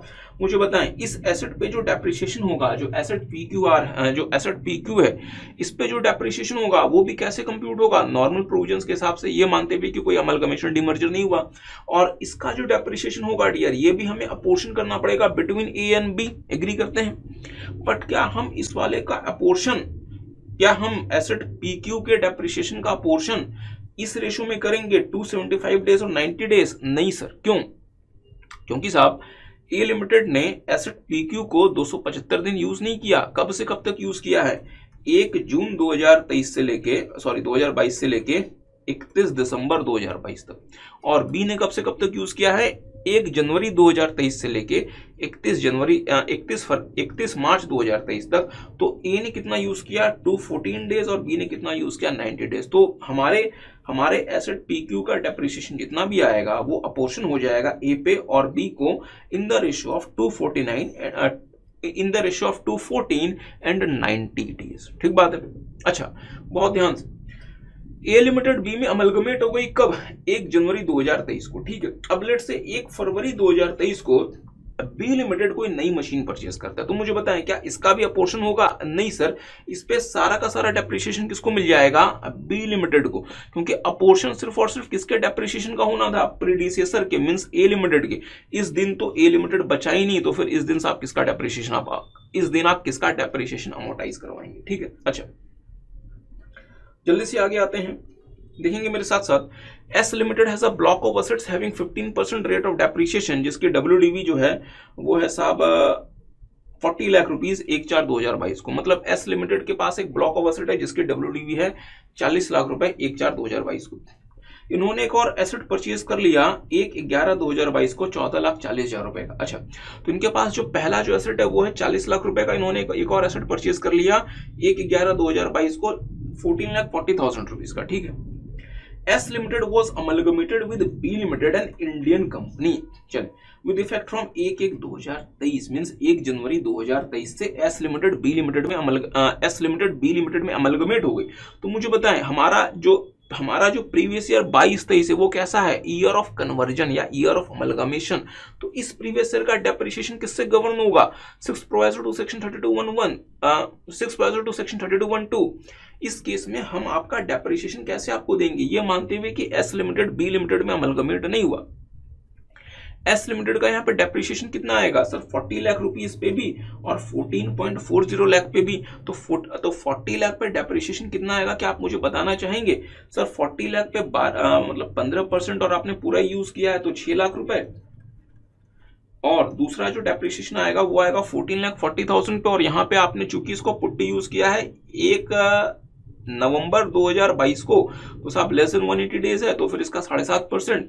तो अगर हम 14,40,000 का 7.5% देखें तो वो आता है 1,08,000 रुपए। ठीक है। तो मुझे बताएं, जो पहला जो हमारा डेप्रिसिएशन है 6 लाख रुपए का, ये एस लिमिटेड और बी लिमिटेड ने कितने कितने डेज के लिए इस एसेट को यूज किया है? सर इस एसेट को जो यूज किया गया है वो यूज किया गया है इन द रेशियो ऑफ 275 और 90 डेज। कैसे? एस लिमिटेड ने इसको यूज किया है 1/4/2022 से लेके 31/12/22, क्योंकि अमलगमेशन कब हुआ है साहब? 1 जनवरी 2023। तो ये बनता है 275, और रिमेनिंग कितने 90 डेज किसने यूज किए होंगे? बी ने। तो हमने इस 6 लाख रुपीज को इस रेशियो पे एस और बी को अपोर्शन कर दिया। बात आती है 1,08,000 रुपए की। मुझे बताएं एस लिमिटेड ने इस वाले एसेट को कितने दिन यूज किया? सर हमने ये एसेट परचेज किया था 1/11/22 को, और हम अमलगमेट हो गए 31/12/22 को। तो इसका मतलब 60-61 दिन हमने यूज किया। अच्छा, तो हमने नवंबर में यूज किया 30 डेज और दिसंबर में यूज किया 31 दिन, मतलब 61 डेज। और बी ने कितना यूज किया? 90 डेज। तो इसका मतलब ये जो 1,08,000 रुपीज है ये किस रेशियो में अपोर्शन हो जाएगा? 61:90। ये ए और बी को हम अकॉर्डिंगली अपोर्शन कर देंगे। ठीक है। अच्छा, आगे आते हैं डियर, लास्ट हमारा टॉपिक है, शायद नहीं इसके बाद भी एक और है, carry forward and set off unabsorbed depreciation. मेरी बात पे थोड़ा सा ध्यान दीजिएगा डियर फ्रेंड्स। हमने क्या कहा आपके साथ? हमने कहा कि आपको डेप्रिसिएशन क्लेम करना पड़ेगा और हर साल आप डेप्रिसिएशन क्लेम करेंगे। ठीक है। आपका जो भी डेप्रिसिएशन होगा इसको आप सेट ऑफ कर सकते हैं सेम प्रीवियस ईयर में। सेक्शन 32(2) कहता है कि आप इसको कैरी फॉरवर्ड भी कर सकते हैं अनलिमिटेड पीरियड के लिए। तो हम सबसे पहले बात करते हैं सेट ऑफ की। तो आपका लेट से डेप्रिसिएशन है जो कि आपके पीजीबीपी हेड में सेट ऑफ नहीं हो सका। आपके पास लेट से 5 लाख रुपए का डेप्रिसिएशन है जो कि आपके पीजीबीपी हेड में आप एक्सपेंडिचर की तरह से क्लेम नहीं कर सके, क्योंकि वहां पे प्रॉफिट्स आपके कम थे। तो इस 5 लाख रुपए को आप सेम प्रीवियस ईयर में सेट ऑफ कर सकते हैं any other head of income के साथ। हम यहां बात किसी कर रहे हैं सेट ऑफ की? Except salary. तो लेट्स से हमारे पास पीजीबीपी का प्रॉफिट है 1 लाख रुपए before adjusting of current year of depreciation of 6 lakh. ठीक है। और हमारी लेट्स से कि एलटीसीजी आई हुई है 10 लाख रुपए की। तो मुझे बताएं पीजीबीपी हेड की इनकम है हमारी 1 लाख रुपए but before setting of depreciation. तो इफेक्टिवली क्या हुआ? हमारे पीजीबीपी में लॉस आ गया 5 लाख रुपए, बट ये लॉस बेसिकली क्या है? अनअब्जॉर्ब्ड डेप्रिसिएशन ऑफ 5 लाख। तो इस अनअब्जॉर्ब्ड डेप्रिसिएशन को हम इस प्रीवियस ईयर में किसी भी हेड से सेट ऑफ कर सकते हैं। तो हमने इसको एलटीसीजी से सेट ऑफ कर लिया, और हमारे इस प्रीवियस ईयर का जो एलटीसीजी आएगा वो आएगा 5 लाख रुपए। ठीक बात है। अच्छा, सेकेंड केस, हमारे पास सब लेट से कि जो पीजीबीपी का जो हमारे पास जो प्रॉफिट है वो 1 लाख रुपए, और हमारे पास जो डेप्रिसिएशन सेट ऑफ करना है वो है लेट से 21 लाख रुपए डेप्रिसिएशन ऑफ करंट ईयर। और हमारे पास लेट से एलटीसीजी है 10 लाख रुपए। तो मुझे बताएं क्या होगा ये डियर कि आप इसमें से 1 लाख रुपए माइनस करेंगे तो भी आपके पास डेप्रिसिएशन अनअब्जॉर्ब्ड रह गया 20 लाख रुपए का। इस 20 लाख को आप एलटीसीजी से माइनस करते हैं 10 लाख रुपए तक, क्योंकि 10 लाख से ज्यादा तो है ही नहीं। तो आपका LTCG रह गया नील, और आपका जो करंट ईयर का अनअब्सॉर्ब्ड डेप्रिसिएशन है वो है 10 लाख रुपए।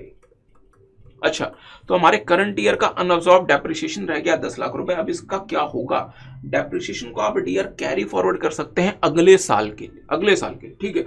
मींस लेट्स से ये हमारे प्रीवियस ईयर 22-23 था, तो आप इसको कैरी फॉरवर्ड कर सकते हैं प्रीवियस ईयर 23-24 में, और इस प्रीवियस ईयर में आप इस डेप्रिसिएशन को किसी भी हेड से सेट ऑफ कर सकते हैं एक्सेप्ट सैलरी, एक्सेप्ट सैलरी। ध्यान दीजिएगा, अनअब्सॉर्ब्ड डेप्रिसिएशन और अनअब्सॉर्ब्ड बिजनेस लॉस में दो अंतर होते हैं, अनअब्सॉर्ब्ड डेप्रिसिएशन और unabsorbed business loss. Unabsorbed depreciation का जो सेट ऑफ है वो गवर्न होता है सेक्शन 32(2) से। ये बातें आपको नोट नहीं करनी है, बातें हम बाद में करेंगे। अनअब्सॉर्ब्ड बिजनेस लॉस गवर्न होता है सेक्शन 72 से, ठीक है। तो पहला तो ये हो गया। दूसरा, अनअब्सॉर्ब्ड डेप्रिसिएशन जो कैरी फॉरवर्ड हो सकता है वो अनलिमिटेड पीरियड तक हो सकता है। अनअब्सॉर्ब्ड बिजनेस लॉस जो कैरी फॉरवर्ड होकर सेट ऑफ हो सकता है वो 8 साल तक के लिए हो सकता है। तीसरा, अनअब्सॉर्ब्ड डेप्रिसिएशन जब कैरी फॉरवर्ड होकर अगले साल में जाएगा तो वो अगले साल के किसी भी हेड से सेट ऑफ हो जाएगा except salary. But unabsorbed business loss जब अगले साल में जाएगा तो वो उस साल के सिर्फ और सिर्फ PGBP हेड की इनकम से सेट ऑफ हो सकता है, ठीक बात है। तो साहब this is the major difference between the unabsorbed depreciation and unabsorbed business loss, ठीक है। बट अब सवाल बनता है कि लेट्स से हमारा ऑर्डर ऑफ सेट ऑफ क्या होगा। तो लेट्स से कि हम बात करते हैं लेट्स से प्रीवियस ईयर 23-24 की। हमारे पास लेट्स से बिजनेस प्रॉफिट आया है 50 लाख रुपए, और हमारे पास करंट ईयर डेप्रिसिएशन एडजस्ट करना है वो लेट्स से है 30 लाख रुपए, और हमारे पास लेट्स से प्रीवियस ईयर 21-22 का बिजनेस लॉस है 30 लाख रुपए, और हमारे पास अनअब्सॉर्ब्ड डेप्रिसिएशन है लेट्स से 20 लाख रुपए। सवाल बनता है कि हम इसको सेट ऑफ कैसे करें, ऑर्डर ऑफ सेट ऑफ क्या होगा। सुप्रीम कोर्ट ने dear friends Mother Refrigeration private limited के केस में कहा था कि जब भी एसएससी को सेट ऑफ करना होगा तो सबसे पहले क्या सेट ऑफ होगा, current year depreciation, current year depreciation. तो साहब सबसे पहले आपको अपना करंट ईयर डेप्रिसिएशन एडजस्ट करना है। करंट ईयर डेप्रिसिएशन एडजस्ट करके प्रॉफिट कितना बचा, 20 लाख रुपए। अब इस 20 लाख रुपए में आप इसके बाद आप क्या एडजस्ट करेंगे, सबसे पहले ब्रॉट फॉरवर्ड बिजनेस लॉस। क्यों, ऐसा क्यों, क्योंकि डियर जो ब्रॉट फॉरवर्ड बिजनेस लॉस है ना, इसकी जो मींस शेल्फ लाइफ है वो सिर्फ 8 साल है। अगर आप इसको पहले एडजस्ट नहीं करेंगे तो ये लैप्स होने का इसके ऊपर मतलब रिस्क है। तो आप सबसे पहले क्या एडजस्ट करेंगे, ब्रॉट फॉरवर्ड बिजनेस लॉस। इसके बाद अगर कुछ बच गया तो आप क्या एडजस्ट कर सकते हैं, ब्रॉट फॉरवर्ड अनअब्सॉर्ब्ड डेप्रिसिएशन। तो हमने साहब बिजनेस लॉस को प्रायोरिटी दी है, हमने ब्रॉट फॉरवर्ड बिजनेस लॉस को प्रायोरिटी दी है over the unabsorbed depreciation because the only reason is that the brought forward business losses can be set off only for a period of 8 years. Means आप इसको सिर्फ 8 साल तक carry forward करके set off कर सकते हैं, बट जो अनअब्सॉर्ब्ड डेप्रिसिएशन है ये आपका अनलिमिटेड पीरियड तक जा सकता है, ठीक है। तो मेरे साथ साथ देखेंगे जल्दी से। अच्छा, carry forward and set off unabsorbed depreciation section 32(2) where in any previous year the profits and gains chargeables are not sufficient to give full effect to the depreciation allowance, the unabsorbed depreciation shall be added to the depreciation allowance for the next previous year। Means आप इस साल का unabsorbed depreciation अगले साल का allowance बन जाएगा। अब जैसे आपने ये लाइन पढ़ी, एक बहुत ही बड़ा कंफ्यूजन आता है, एक बहुत ही बड़ा कंफ्यूजन आता है। ध्यान दीजिएगा, एक्ट ने डियर लैंग्वेज ही ऐसा यूज किया है। अगर आप अगर आप लाइन को पढ़ें तो इन्होंने क्या कहा हुआ है कि साहब ब्रॉट फॉरवर्ड अनअब्सॉर्ब्ड डेप्रिसिएशन को अगले साल के डेप्रिसिएशन अलाउंस का पार्ट बना दो। तो इसका मतलब तो ये हुआ ना कि जो अगले साल का जो डेप्रिसिएशन अलाउंस हमारा 30 लाख रुपए है, ये 30 लाख रुपए ना हो के 20 लाख रुपए जोड़ दो तो ये 50 लाख रुपए हो गया। बट सुप्रीम कोर्ट ने इस चीज को क्लैरिफाई किया। अच्छा, आगे आते हैं। The effect of this provision is that the unabsorbed depreciation shall be carried forward indefinitely till it is fully set off। चलिए ये कोई बात नहीं है। ऑर्डर ऑफ सेट ऑफ ये इंपॉर्टेंट है। The supreme court in CIT versus mother India refrigeration private limited held that the current year depreciation must be deducted first before deducting unabsorbed depreciation brought forward। तो इसका मतलब ये हुआ कि जो order of set of होगा वो कुछ ऐसा होगा, सबसे पहले current year depreciation, then brought forward business loss, then brought forward unabsorbed depreciation। ठीक बात है। अच्छा, तो मेरी बात पे थोड़ा सा ध्यान दीजिएगा। नॉर्मल तो साहब ये तीन ही चीजें आती हैं, सबसे पहले करंट ईयर डेप्रिसिएशन, इसके बाद brought forward business loss, then brought forward unabsorbed depreciation. Let's say SSC के पास current year scientific research expenditure भी है और लेट्स से कि कोई फैमिली प्लानिंग वगैरह का भी एक्सपेंडिचर है, तो क्या होगा? तो फिर सबसे पहले current year depreciation, current year capital expenditure on scientific research, current year capital expenditure on family planning, ठीक है, मींस आपकी इस साल का जो भी खर्चा वो सब कुछ माइनस कर दो। Then brought forward business loss, then brought forward unabsorbed depreciation, brought forward unabsorbed capital expenditure on scientific research and brought forward expenditure on family planning, इसकी बात करेंगे। अच्छा, ध्यान दीजिएगा डियर फ्रेंड्स, जो हमारा अनअब्सॉर्ब्ड डेप्रिसिएशन होता है उसका सेट ऑफ गवर्न है फ्रॉम सेक्शन 32(2), ठीक है। It is not necessary that same business should continue to claim the set off unabsorbed depreciation. तो इसका मतलब लेट्स से कि अगर आप उस बिजनेस को कंटिन्यू नहीं भी करते जिसका अनअब्सॉर्ब्ड डेप्रिसिएशन है, तो आप जिस नए बिजनेस को कर रहे हैं उसके अगेंस्ट भी आप अनअब्सॉर्ब्ड डेप्रिसिएशन को सेट ऑफ कर सकते हैं। अच्छा, since the unabsorbed depreciation forms a part of current year depreciation, it can be set off against any head of income except salary in the succeeding assessment year। कि आप जिस previous year आप इसको year में लेके जा रहे हैं, उस ईयर में आप इसे किसी से भी एडजस्ट कर सकते हैं except salary. But unabsorbed losses जो होते हैं बिजनेस के, वो सिर्फ और सिर्फ एडजस्ट हो सकते हैं only against unabsorbed business income, ठीक है। अच्छा, ध्यान दीजिएगा, set of and carry forward of unabsorbed depreciation is not governed by section 80 but by section 32(2)। और साहब आप अनअब्सॉर्ब्ड डेप्रिसिएशन को कैरी फॉरवर्ड कर सकते हैं इवन ये अगर आप अपना आईटीआर भी ना भरें, इसकी बात बाद में करेंगे। तो देखेंगे मेरे साथ साथ question number 5, mister Ashok furnishes the following particulars during the previous year. Business income before depreciation 72,000 रुपए, सैलरी 5 लाख रुपए, हाउस प्रॉपर्टी 60,000 रुपए। ध्यान दीजिएगा, आपके सैलरी हेड से बिजनेस लॉस या अनअब्सॉर्ब्ड डेप्रिसिएशन सेट ऑफ नहीं हो सकता, चाहे वो करंट ईयर का हो, चाहे वो आपका कैरी फॉरवर्ड हो। इस बात का ध्यान रखेंगे।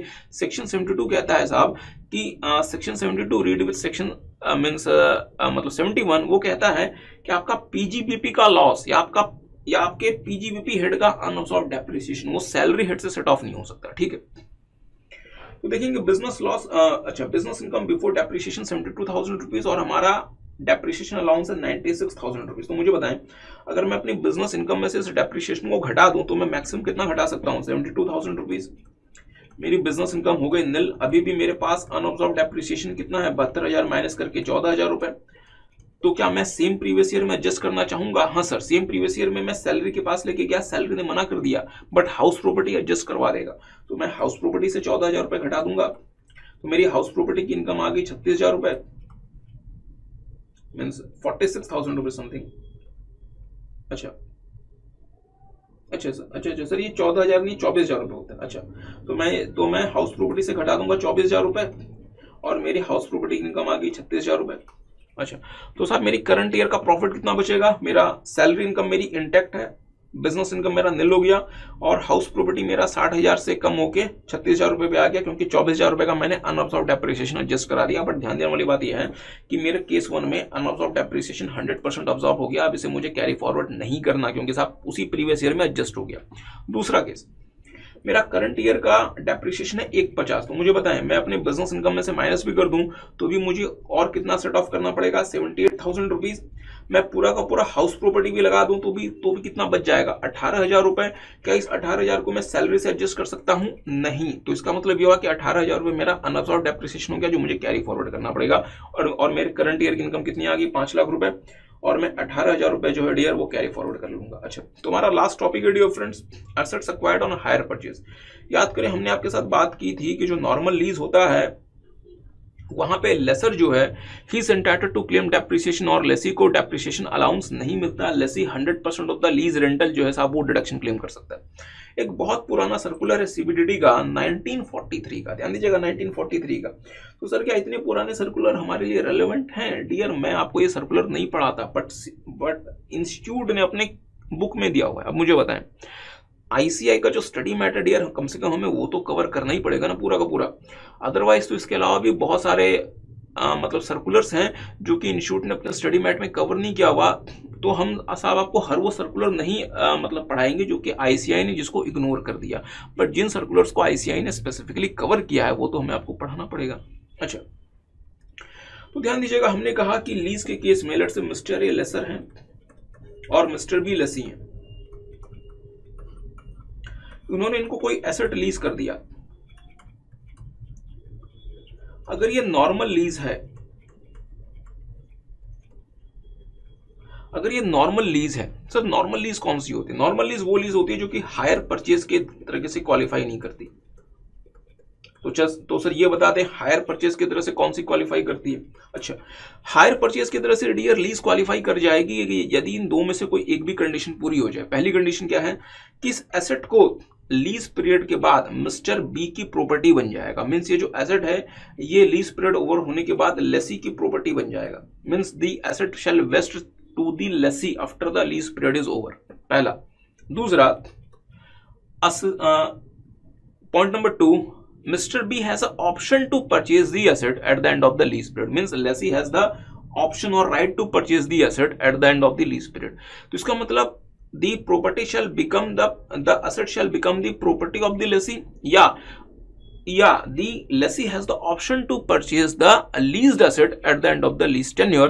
इन दोनों में से कोई भी कंडीशन पूरी हो जाएगी तो हम ये बोलेंगे कि the lease is of the nature of hire purchase, और ये फिर गवर्न होगा आपके CBDT के सर्कुलर नंबर 9 1943 से। ठीक है, अगर ये दोनों में से कोई भी कंडीशन पूरी नहीं होती then it is a normal lease. ऐसे केस में लेसर शैल क्लेम डेप्रिसिएशन,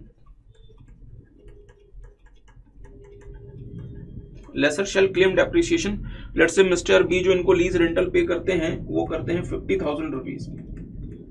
अच्छा, जो एसेट है लेट्स से ये है 20 लाख रुपए का, तो मिस्टर ए जो है साहब वो डेप्रिसिएशन क्लेम कर सकते हैं at the rate of let's say 15% of rupees 20 lakh WDV के बेसिस पे। और जो लेसी हैं हमारे can claim entire lease rental of rupees 50 lakh as deduction, of rupees 50,000 as deduction. मतलब जो लेसी है साहब वो पूरा का पूरा 50,000 रुपए जो उन्होंने पे किया उसको वो डिडक्शन की तरह से क्लेम कर सकता है। अगर हम नॉर्मल लीज की बात करते हैं तो कुछ भी नोट नहीं करना, सब कुछ नोटेड है। अच्छा, अगर ये हायर परचेज की तरह से क्वालिफाई कर गया, हायर परचेज की तरह से कब क्वालिफाई करेगा? जब मिस्टर बी के पास ऑप्शन है कि वो एसेट को परचेज कर ले, या मिस्टर बी के पास ये एसेट जो है वो लीज पीरियड के खत्म होने के बाद चला जाएगा। ऐसे सिचुएशन में lessor is not entitled to claim depreciation, lessee can claim depreciation. But साहब अगर लेसी अगर डेप्रिसिएशन भी क्लेम कर रहा है तो क्या पूरा का पूरा लीज रेंटल लेसी को अलाउड होगा? नहीं, ये जो लीज रेंटल है ये दो पार्ट्स में बाइफरकेट होगा। पहला होगा प्रिंसिपल कंपोनेंट, दूसरा होगा इंटरेस्ट कंपोनेंट। तो जो इंटरेस्ट कंपोनेंट होगा सिर्फ और सिर्फ वो एसएससी सिर्फ और सिर्फ वो इनको बिजनेस एक्सपेंडिचर की तरह से अलाउड होगा। Only principal only interest component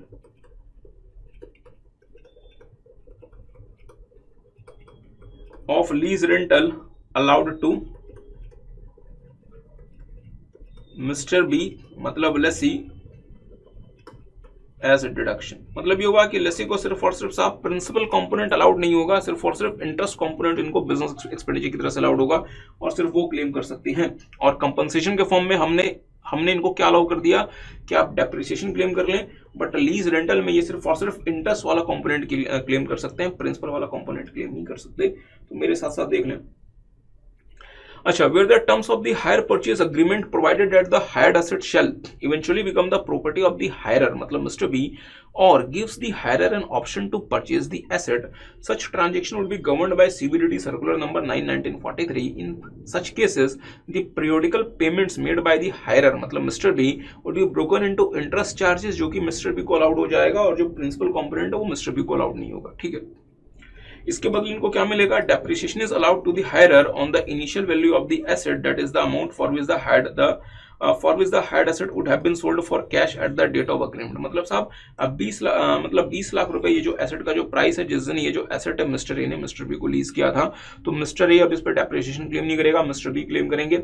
mister B जो लीज रेंटल पे करेंगे उस पर सिर्फ और सिर्फ जो इंटरेस्ट कंपोनेंट है वो अलाउड होगा इनको, क्योंकि ये जो ट्रांजेक्शन है, this transaction is not a normal lease, this transaction is not a normal lease means transaction, this transaction is a hire purchase transaction. तो डियर हमने यही बात है आपके साथ यहाँ पे इसका एग्जांपल लिखा हुआ है, तो जरूर से इस एग्जांपल को पढ़ें तो फिर हम डेप्रिसिएशन लेयर हमने ओवर कर लिया। अब हम आपके साथ स्टार्ट करेंगे WDV and actual cost of the asset. Very very very important.